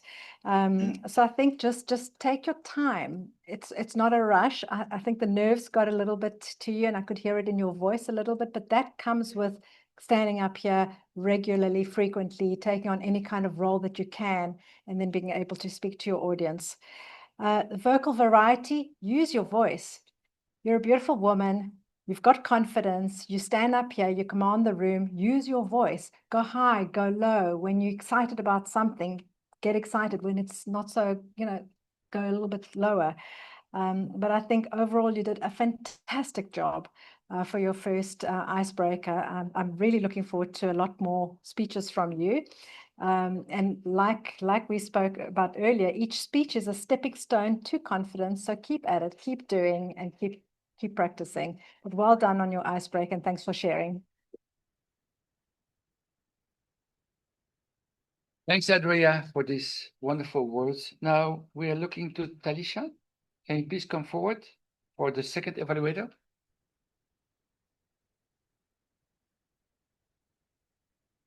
Alex. Well, Talisha, can you please come? Sorry. Just trying to look at you this way. Thank you for a really awesome speech. Do you know what you had for lunch today? I think it's a really great question, and a lot of people might not ask it, and answer it in the way that you did as well was excellent. So thank you for a really informative and insightful speech. I really enjoyed it, and I couldn't believe it was actually only your second speech that you did, so really well done. It was well structured with a clear introduction, middle, and conclusion. And you started with a question, which pulled me in. And then, then you went into your intro with the history of farming and where we are today and how it's impacted us. I really like the use of language when you compared the soil to humans living on steroids and medicines, and how they become dependent on the artificial nutrients. And how we don't get the same level of nutrition as we did before. So that was really impactful. And then you gave us, but then at the end you gave us hope with your conclusion and your call to action. So it wasn't all sort of gloom and doom, which I really liked. Your message was clear and well delivered. Healthy soil, healthy plant, healthy human. I think that's something that stayed with me. And the way that you weave the interconnection between, what we consume and how it impacts us, that was really good. The other thing I really liked was how you made it relatable. You didn't come here and preach, you also said that you eat junk food and things. So I think it made me connect with you a lot more.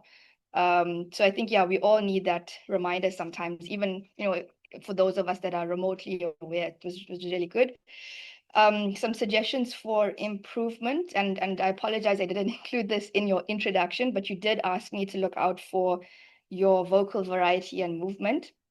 So I think on your vocal variety, your pitch and tone was good. You could have sort of accentuated a little bit more. But I think with regards to the space, I know we have a very small space, but maybe if you used your hands a little bit more, I think it would have made a lot of impact as well. One other thing, and I guess Andrea mentioned it, she also mentioned it to me because I also do this a lot, is the pauses. So you had a lot of numbers and it was very information heavy, which was great. I love numbers and information, but I think you could have paused a little bit more just to let the message sink in and let those sort of numbers digest with the audience, yeah, just to really hit home with that. You did have enough time because you were 5 minutes, 47 seconds. So maybe just for next time, keep that in mind. But yeah, like I said, in summary, I think use more pauses to allow the message to hit home. But overall, really great speech, well delivered with a really important message. And I will definitely be thinking wiser and eating smarter for my lunch tomorrow. Tell us, Talisha. Now we got our wonderful Justine. Are you ready, Justine? Ready. Okay, good. Thank you.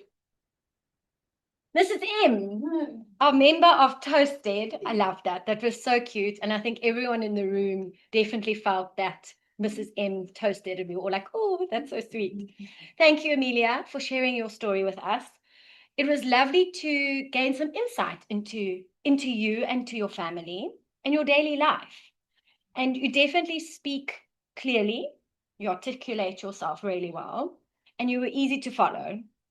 I did notice that you had your notes here, and then you would sort of use your hands here and then use your hands here. Drop the notes. You didn't use them.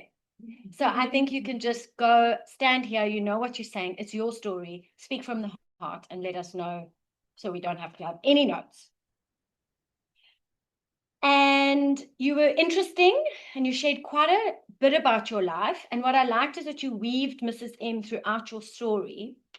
I would suggest trying to stay with 3 to 5 points because there were quite a lot. You spoke about Ernest, and I love hearing about Ernest, but now I want to know, how did you meet Ernest? Give us a little bit more information there.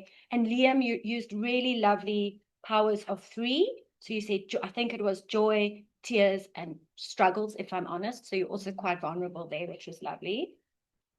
And then you also spoke about your 2 families joining, your relocating, your finance, and then the ToastEd member, which was great. But try and maybe combine some of them so there's not so many points, because I felt like sometimes it was like a little tick list that we had to get through.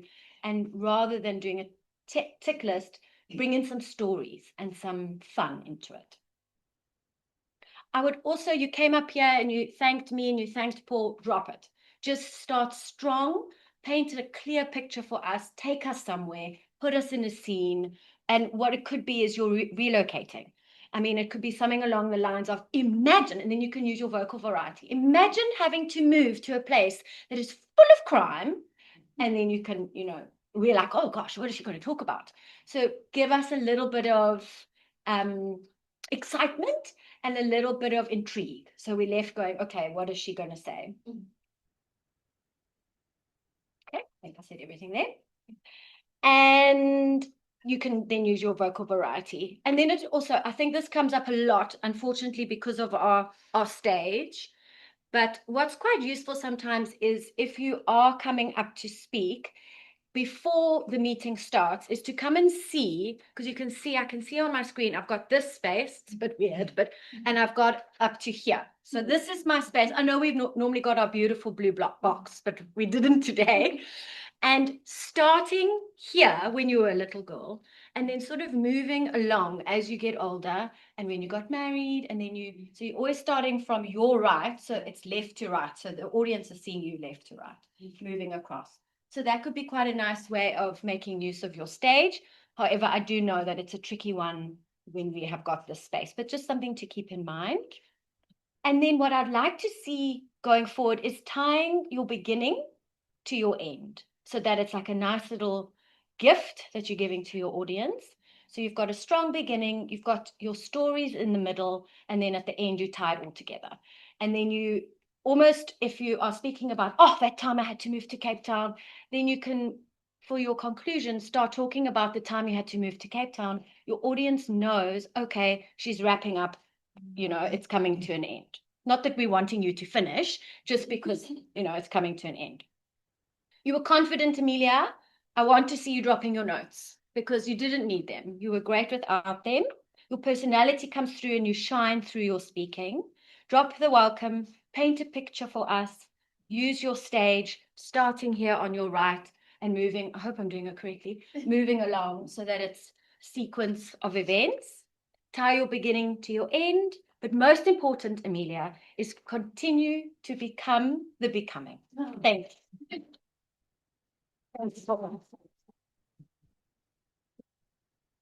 So on the next evaluator, Michaela, please come to the stage with energy. Thank you.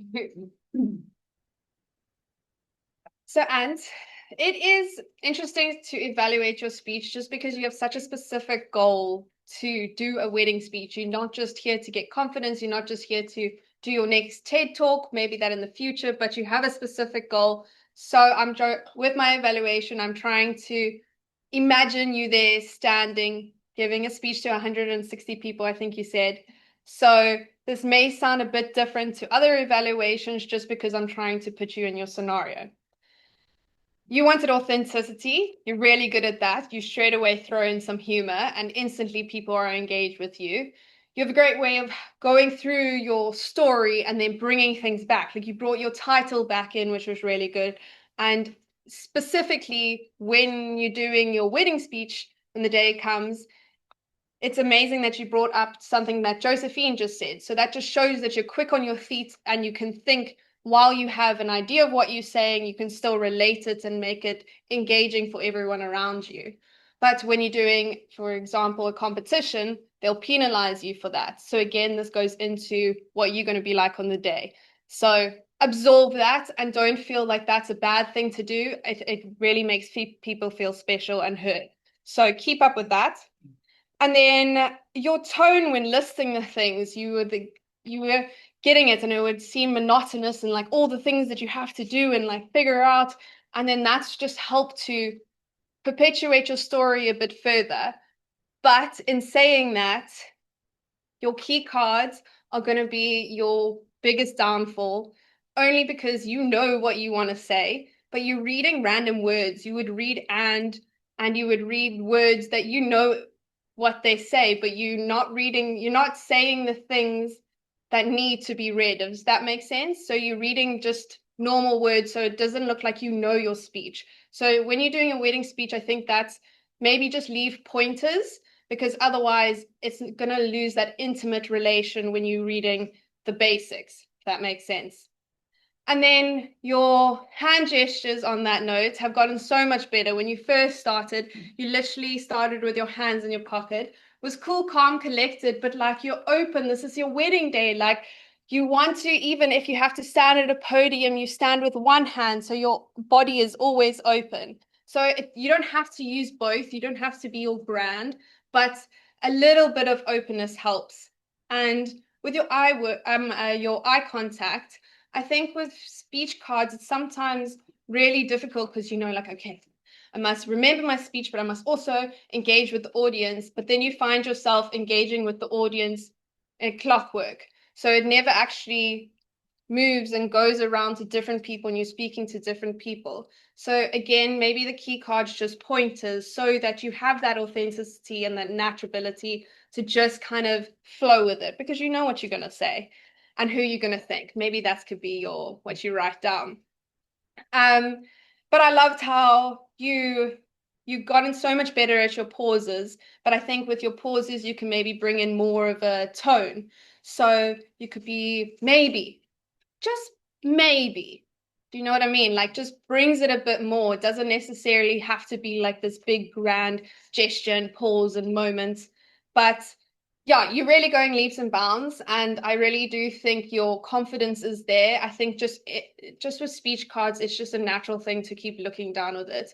So just pointers on it, but keep your humor because that's your personality. It makes everyone else feel at ease, and just your eye contact, just make sure it's not the same person the whole time, because then it doesn't feel as engaging and intimate. And it can be the three people, maybe it can be your mom, your dad, and your wife. Do you know what I mean? It doesn't have to be all 160 people, because that could be weird. So you're going to be great. And like I said, when you're going to do your speech, it'll be with a mic. So try and practice that because of how close you got to be, what's going to be around in your vicinity. So definitely practice that, because I've done MCing and I had never spoken into a mic before and it was embarrassing. So we don't want that on your wedding day, but otherwise you've really done well and you have 2 more speeches to go. So we're looking forward to hearing that, but well done. And now we're going to the virtual tour. Please, the next person is Tabang. Tabang, we're listening to you. Thank you, Paul. I think Libby always brings such energy to her speeches. You can't doze off or be distracted. Great storytelling. I think your intention was to give us a call to action, to make a small but meaningful change. And I think you achieved that. You set the scene. You put us right there, on your holiday. You used your actual own lived experience. You incorporated the research. You gave examples from experts, and you gave us practical tips, that we can actually take away. So I think you actually fully, achieved your intention. And, I think this is where being a reader and being somebody from education also, serves you very well, because you're not short of words. We saw it with the table topics as well, is that you've got the grasp of the language, you use it very well. And, the experience in Toastmasters as well comes through with your vocal variety, your audience engagement, all of that comes through. I think you also used like catchphrases that will stay with us, you immerse yourself in this detox period, that the fact that willpower is overrated. You said something about habitual reflexes, and I think that, it sticks. I found myself in the break as well, as I'm going to sort out the kids. There I am, like my reflex was also just to check my social media as well, as I'm like going down to help the kids. So, you spoke about being intentional, and then you also had like the actual overall message, to be present in your environment. So really well done. I don't have too many tips on what to improve necessarily, but it's really more the environment, the fact that you're online, rather not use the blurred background, for instance, so that you can use your entire space. We can actually, although your hands gestures were excellent, I mean, you spoke about kids who don't do their homework with their cell phones, but leave it in another room, that was actually wonderful. But because your background is blurred, what happens as well is that the setting cuts off your hands sometimes, and then it cuts off your, I don't know if you've seen that, where it cuts off like your ears and, parts of your body. So I think it's just that the blurring the background, and also not containing yourself too much onto that space, is to use, as you're talking, use the space a little bit more. But yeah, I think that's all. And then the only other one was to say you had really, really good examples, and maybe because now you're actually doing a list, you can actually, categorically say, firstly, secondly, thirdly, just so that it sticks in people's minds. But otherwise, well done. Thank you very much for those insights and that empowering call to action. Well done, Libby. Thanks, Sabah. Now we are in the same space. Let's go for Libby. Libby, you are the fifth evaluator. The floor is yours. On the screen. No? No, I'm not an evaluator. Oh, it's on my list, so it's who wants to evaluate? Nobody still to evaluate? Okay. I think we're done. We're done. It's a script, you need to invent. Okay. Now, when I started here, I say, well, the topic was great expectation. And I suggested we change it to my great expectation in life. So I want to give you a few tips. Well, not the tips, because otherwise I'm like an old man, But you can be the master of your own destiny. It's coming from Tony Robbins, And it means that you can influence your own life. You can give direction to your own life. And I think what's important is the power of your subconscious mind. You have your mind, you have your subconscious mind. And the subconscious mind is much more powerful than your mind. It's about 80-20%. So if you are working on your subconscious mind the whole time, it will reveal to your mind and the mind will reveal. And there is a saying that, it's a law of attraction. If you think carefully about something, you will attract it. If you think about misery, you will attract misery. If you think about losing money, you will lose money. But if you think about rich money, to be rich, you will attract abundance. And that's very important in life, is to try to master your subconscious mind to go in the right direction. A second idea is write a list down, a crazy list, 100 goals, 100 goals. And then you start working, and then what you do is just start writing. You go to the moon, whatever you want to do. And then that list, you will give a time frame to say, listen, if I want to do Kilimanjaro, I need, let's say, 2 years of training. So that takes you 2 years and whatever. And split up your list in what you can do in 3 months, 6 months, a year, 2 years, 5 years, and 10 years. Put it down in the right order, the 3 months that you can achieve. And every time that you achieve something, just take it out. And you will see, you will attract new things that you're thinking of. And that encourages you to be successful. Because every time a little goal that you achieve, it can be small things. You want to buy a lamp for your office. You want to do this, you want to do that. You want to create a new recipe on a cake and whatever. So this is very important to have a goal list, because a lot of people in life don't have directions. I take about 3 flights a week. Now imagine that I go on a flight and there's no flight plan. Will I go on that plane? I will definitely not go on that plane.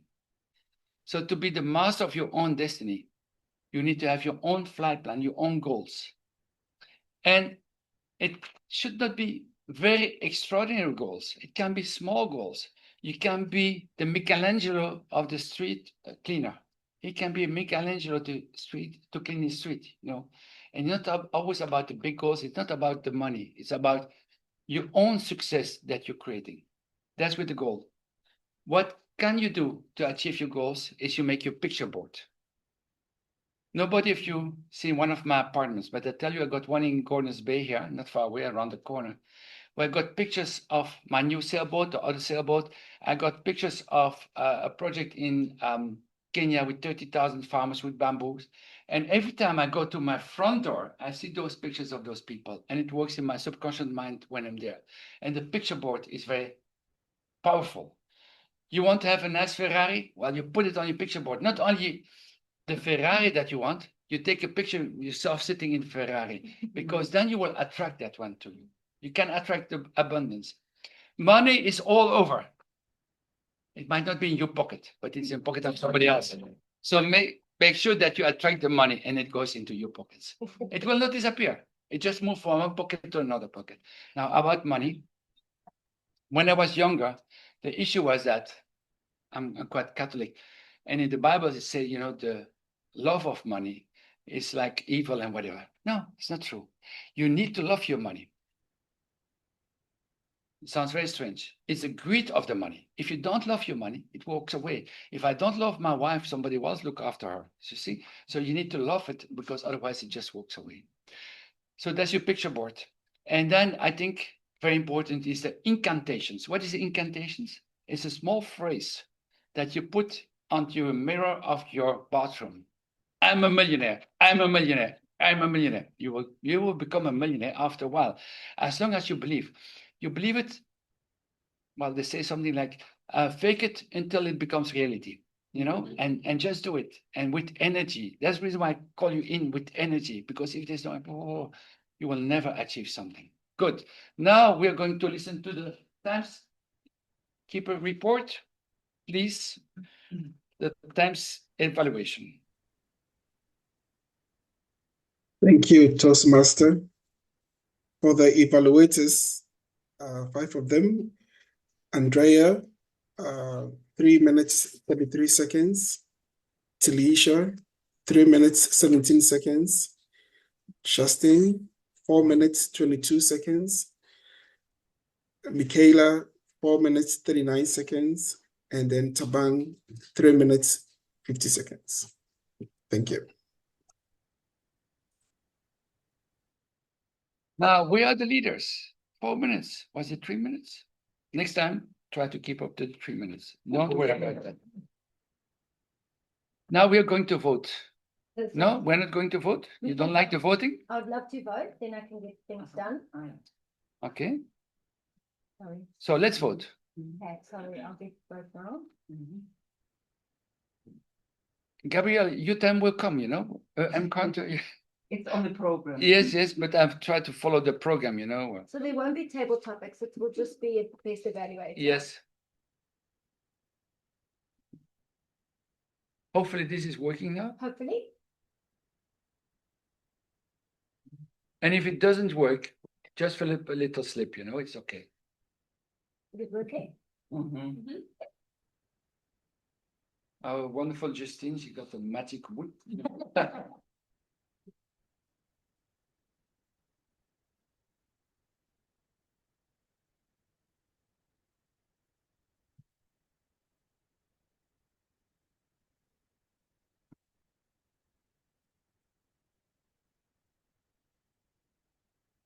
Okay, Gabriela, if you did your vote, then please come to the stage as a M counter.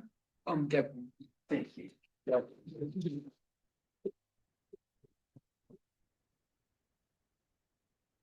Girls, in that case. What do you mean? I must go. Okay, good. I love the enthusiasm with which my girls are giving an evaluation. And there are words like and are slipping in, which I really understand because it comes with so much panache. The and are first prize for, I stopped counting after 15, went to Talisha and Tabang.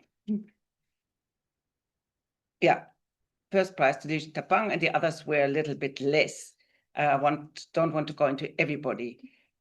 Then we have the first prize for the R, and we just did, and now comes the R, and there is Emilia and Tabang head on head, head by head. Then we have, as the next one is the so, and the so is the racehorse. First prize is Michaela. We have a little bit then Emilia, we have Josephine, we have Paul, but that is more or less that. We have the buts, and the buts is Michaela. But we have something as well, and that is you know. The prize goes to you, and it goes to Tabang. And Tabang actually would be as well another word you can drop. Roger, right. the only word I can fault you is right, that you have a filler, which is right. And with that, I would like to stop my positive criticism. It was just absolutely wonderful on speeches and evaluations, super klasse. And those little hiccups are, I think we all know, they just come in and we can all improve on it. So until next time, thanks very much.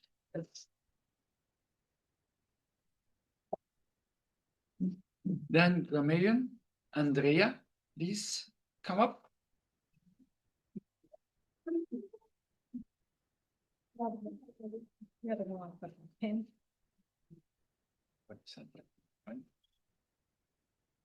Lots of colorful speeches and words used and great grammar throughout the evening tonight. I will pick on a couple of things. I'm not going to speak about everyone, otherwise we're going to be here till tomorrow morning. Justine, I feel like I'm a journalist. Love that. And Talisha, brains in the background, said by Justine. Gloom and doom, Justine, loved that too. Paul, not quite sure what you meant by energy impregnate ourselves, but I thought it was quite funny. Captain of our destiny, Chinese bamboo, the great analogy that you shared with us. Multiple lives within one life. If you shoot for the moon, you might miss it. Create our own success. Money moves from one pocket to another. Love that. Love money or it walks away like your wife, right? I sort of put the way you speak in an inspiring, and you communicate through stories. That's how you use your grammar. Gabriella, you're always very entertaining. The rats, love that. And I don't know if the gurgling and all the sounds can add to grammar, but I think it can in this case. Alexander, paint a picture, great use of words, like a human who lives on steroids, all your similes, fantastic. A healthy soil, healthy plant, healthy human, like Talisha said, was fantastic. Your ABCs are very, very good. Keep your sentences even shorter if you can, so that the message lands a bit better. Emilia, like they said in your evaluation, the little Miss M, the Mrs. M, the Mom M, the M member was great, and your sort of strength is your authentic experiences and how you share that and how you've put it into vocab. You use a lot of your own calm words. I enjoyed when you said, if you think that's the end of the story. You did say a lot of change, a lot of things, a lot of that. Instead of just saying all of that, you can say just change. Michaela, oops, I said that I'm there. Michaela, very creative and colorful, and I think your winning formula is your humor. Come in hot, love that. Cool, calm, and collected, a great alliteration that you used. Weaving your story together, great analogy. Keep that up, keep it going, because I really enjoy the way you speak. Anthony, which was Anthony? I can't see without my glasses. And sorry, Anthony, and I can't even read my own handwriting. Easy goals rarely change us. Thought that was great. You also use very good ABC, very clear, short, concise, the way you speak. Keep that up, because that's great, especially for a big setting and you want to say a speech. It's very clear. Chasing everything, catching nothing. Solar system is humming. Love that analogy. Boundless insights, the bang. You are hand in hand with Emilia on Boundless. You each used it 3 times, very creatively, very efficiently. You're going to have to share this little prize between the two of you. Libby, I love the way you speak. You paint pictures with your speech, very colorful, and you use a lot of adjectives. You probably use the most adjectives out of anyone that I've seen at Toastmasters. And I think it really sums up making your speech very entertaining and people wanting to listen. The sun dipped low, iconic Africa sighting, painting a picture of your owl, the descriptive language you use. I couldn't write fast enough. I immersed myself in sight, sound, smell of the African wildness. Words echoed, white knuckling, out of sight, out of mind. All fantastic adjectives and great way that you paint pictures. So That's it for the grammarian. Well done to Amelia and to Bang. Till next time.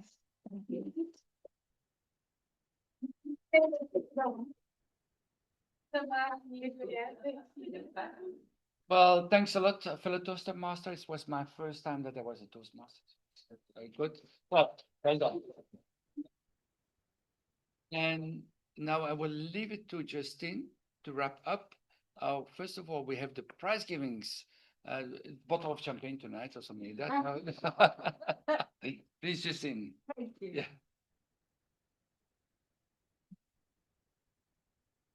I'm sorry, there's no champagne. Before we do the awards, I realized, Michaela, I'm so sorry. I didn't give you your beautiful ribbon. So please come and get your level 3 ribbon.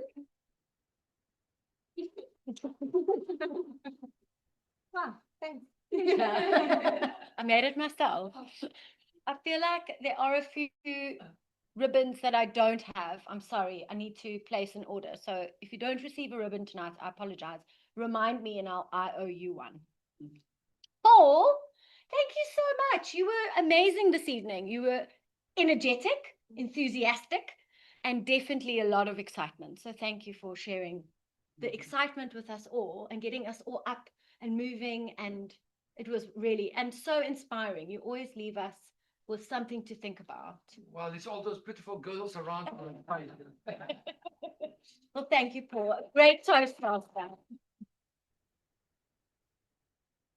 And thank you for making the effort to be here, because I know it sometimes is a bit of a struggle with your traveling. So thank you very, very much. We had some great speeches tonight. Wow, great speeches. I know I say that every time, but really great speeches, great evaluations. We always learn so much from them. And fabulous table topics. Roger, thank you. I loved the story and how you started it. It was great, inspired by Josephine. So thank you for bringing that into the club. It really has been a magical time. I know, I was the camera lady. Sorry. I'm sneaky like that. And then our grammarian report. Sure, Andrea, thank you. That was amazing. I think if we ever need a grammarian lesson in a report, we're going to ask you to do it. So thank you so much. That was really wonderful.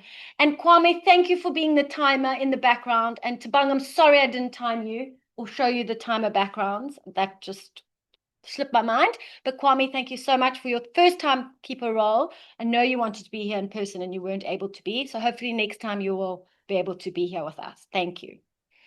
And Pleasure. then Gabrielle, thank you so much for your R counter role. It's always lovely to hear everyone's crutch word and what it is that we need to just cut out of our vocabulary and just pause instead of doing the ums and ahs. And I think if anything from tonight, next time you are recording a voice note, because I think that is what we do all the time, listen to yourself and what you are saying. I know my biggest crutch word is like. So I'll sit there and be like, yeah, and then like and like and like. I'm like, oh my gosh, stop. It's terrible. So be aware of what words you are using. Our speeches tonight. So I've got quite a few takeaways. I'll be short, sweet, to the point. But Alex, I need your shopping list, please. What am I buying and where am I buying? Because we need to see a day, like what those influencers on Instagram, Libby, but they like do that whole life on like a day on my plate or something. We need that from you so you can see what you're eating and what I need to eat. Thank you. And then Josephine, thank you for reminding us that everyone's journey is different, because it is. And some people might be going really fast on their journey. Some people might be a little bit slower, and we just need to trust the process that our journey is right for us. Thank you for reminding us of that. And then progress over perfection, 100%. That is such a key takeaway, because I think a lot of us often sit there and everything needs to be perfect. Everything needs to be how it's meant to be. But actually, it's just about the little 1% better each time. So thanks for reminding us about that. And Libby, thank you for reminding us that our phones don't come into the bedroom, and also that we need to be present, because that is totally it. It's always about grabbing the camera quickly to take a photograph, and we're missing those key moments in life that actually we need to be present for. And then Amelia, I love that you're back here.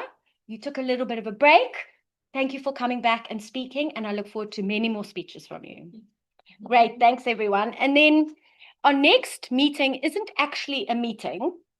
It's a get-together for us to celebrate our birthday. That was I noticed that I'm doing this now too. It's the 2nd of December. It's not a meeting. It is going to be a get-together just for us to celebrate our birthday, which was in September. It's our 9th birthday. So get ready for 10 next year. So this is just a little pre-warm-up. And we want to invite you to come and just celebrate the year with us and have some dinner, have some bubbles, have some laughs. There won't be any meeting agendas or anything. It's just a casual get-together and to bond. And I'm going to put a poll out tomorrow because we're just trying to decide on the venue because we might not be here. But it depends on the numbers. So when I put the poll on the group to ask you, are you going to be here for the 2nd of December for our party? Please say yes or no. Yes or no. There's going to be no maybes. And then we'll be able to let you know when, not when, where we're going to have our party. Where? What did I say? When? Oopsie. Where it's going to be. And unfortunately, our onliners, you know we love you to the ends of this earth, but unfortunately we aren't going to have anything online for that evening. It's just going to be in person. So if you're willing to come and fly to visit us, please do.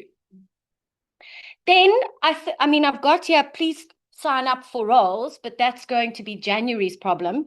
But I want you to please think about what roles you are going to take in January, because we all take a little bit of time to recover from the holidays and, Christmas bellies and everything like that. So come back, think now before you come back, what is it that you're going to sign up to do?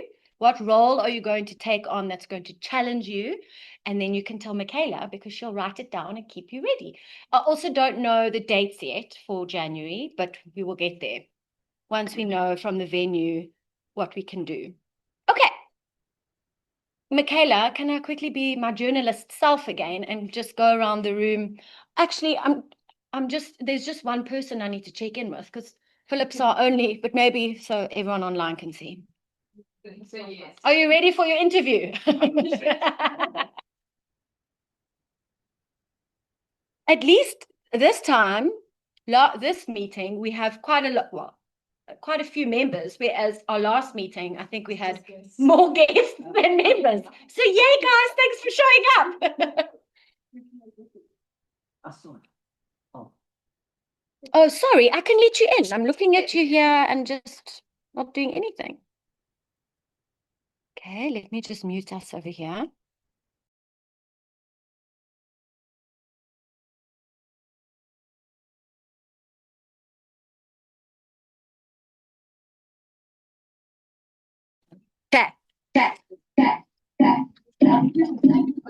Jeez, so hectic. Oh, hey guys. I know you came in a little bit late, but welcome back. This is your 2nd time coming to our meeting. You came, you conquered, and now members. Not yet. That was just for us. What is your takeaway from tonight? Wow. Okay. There's a lot actually. Oh, look at your notes. They're so beautiful. Thank you.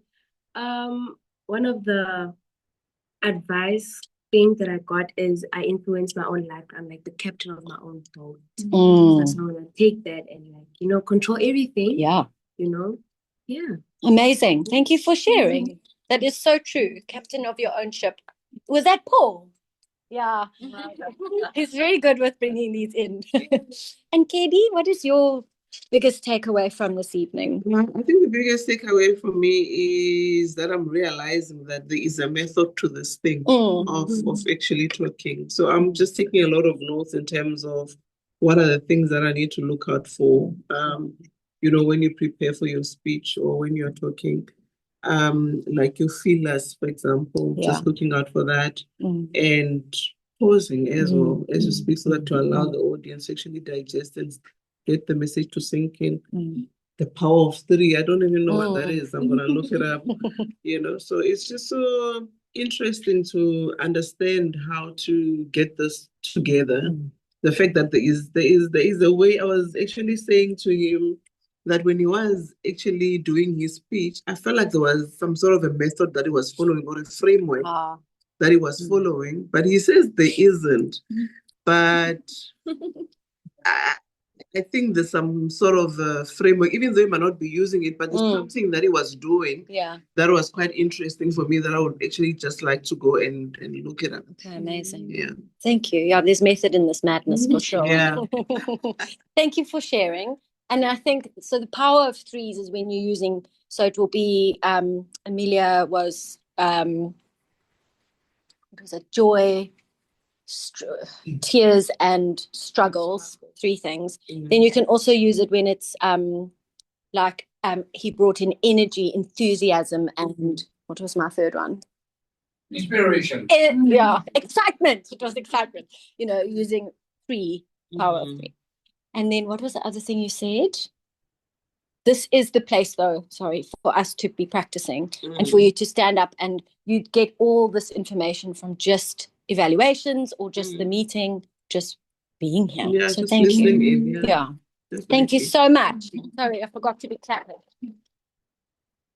Hello. Your first time as a guest, and what is your takeaway? I really enjoyed being privy to everyone's sort of vulnerability and the authenticity that everybody showed up with in their speeches. I didn't know what to expect, but I think the night's theme of great expectations, mine were exceeded. So yeah, I really enjoyed being here and getting to meet the few that I have gotten to meet and chat to them a little bit. And I'm looking forward to meeting the others that I haven't had the opportunity to speak to this evening. Great. Yeah, thank you. So what I'm hearing is you'll be back. Yes. Yay! Great. Thank you. Just show everybody. Sorry.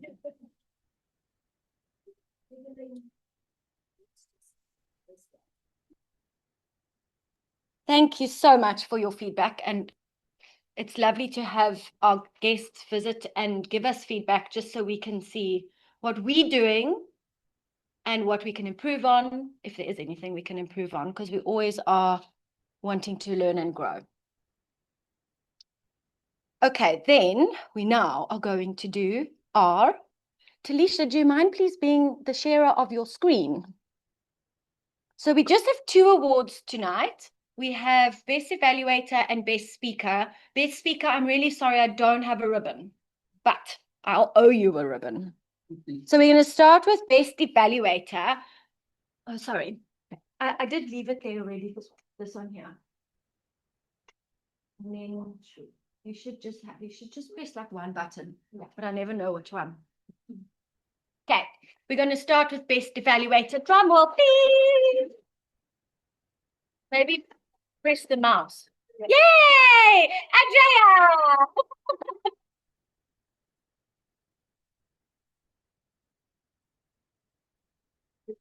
Oh, well done.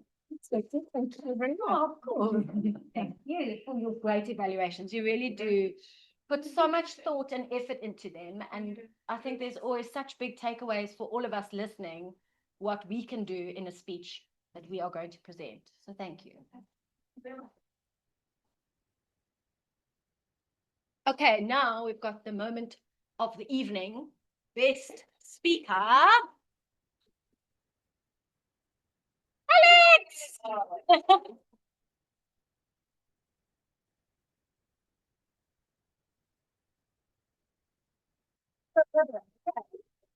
That's really little ribbon. Well done. Thank you. That's great. Thank you. Second speech and everything. Oh, it's okay. Oh, thank you, Talisha. Thank you for letting me use your laptop. It's been a great help. My last little 2 cents for you all is it's basically the end of our Toastmasters year, not for the Toastmasters year, because they're a bit strange and they run June to July, but our actual year of 2025. And what does that mean for you? What is 2026 bringing for you? And you can bring that into our new January year when we come back in Toastmasters. But what is happening next year in February, I don't know the dates just yet. We had a meeting last week about the contest because every year there is the International Speech Contest. And what that means is 35,000 people around the whole world. So it's not just our club, it's so much bigger. All participate, or whoever wants to participate, in a speech contest. And in that contest, you need to win your club level. Then you go into area. I think I'm getting it right. I never remember which it is. Area, and you then are with different members from other clubs in the area contest. Then you get through that. You go through to district, and then you get through to division, which is all of Southern Africa, District 74. That, I don't know where that is taking place, but usually it is somewhere. Last year it was Joburg, and you go up there and you do your speech, and hopefully you win, because then you go into a pot with another however many people from around the world, but I have no idea what that contest is called. So I think actually after division, you then get into the semi-finals. Yeah. And then after semi-finals, I think there's like 8, how many is it? 8 people in the semi-finals? No, that's the finals. Anyway, I'm going to give you all the wrong numbers. 16, then 8. Yeah.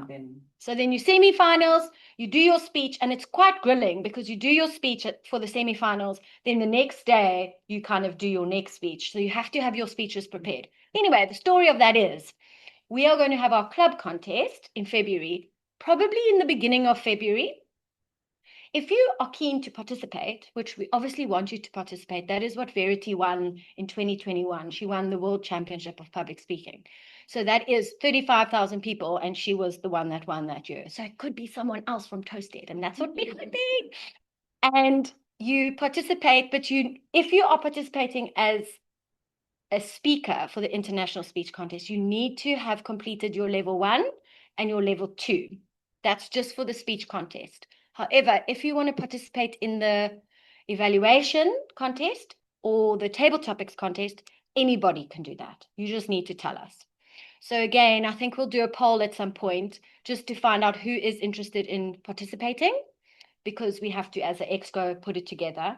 If you don't want to participate, that's okay. But just think about it. It's not about winning or losing. It's about the growth that you get from it and standing up and speaking in front of people who you actually haven't spoken in front of before, because this space can get quite safe. But then you have to take your speech to a new club or to an area, and you're suddenly like, oh dear, I don't know these people. They're not so smiley. And it's a whole new ball game. Think about it. It's something that everyone is allowed to participate in. And if you don't participate, that's okay, because then you'll be on the team to make it all happen. Okay, so thank you. You must please think about that. And I think that's all from me. That's all, folks. Anything that I've forgotten? Beautiful. Okay. So without using any filler words, we will see everyone online. So Libby, you are only far away person. We will see you in January, but please send us pictures of your holiday. Please keep us updated with things. And No, I'm hopefully we gonna get to be see you there. in person. And I'm so I'm sorry it didn't coming. happen. I'm coming. Sorry. I'm coming, Justine. Oh, are you coming on the 2nd of December? Oh, amazing! I love this. This is fabulous. Yay!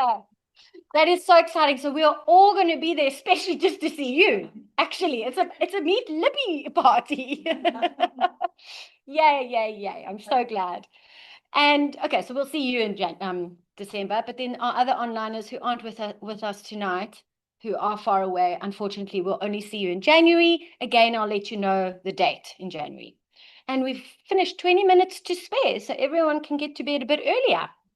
Thank you all for a lovely evening. Please remember to sign up with Michaela or send Michaela a message on the group about a role that you're going to take on in January before you leave. Thank you and good night. Bye, Libby. Bye, Kwame. Right. Cheers. Bye. Bye. Thank you. Great meeting. Thank you, Justine. Cheers. I'm so happy you're coming, Libby. That's amazing. Bye, Paul. Thank you so much. But for all the best, solution.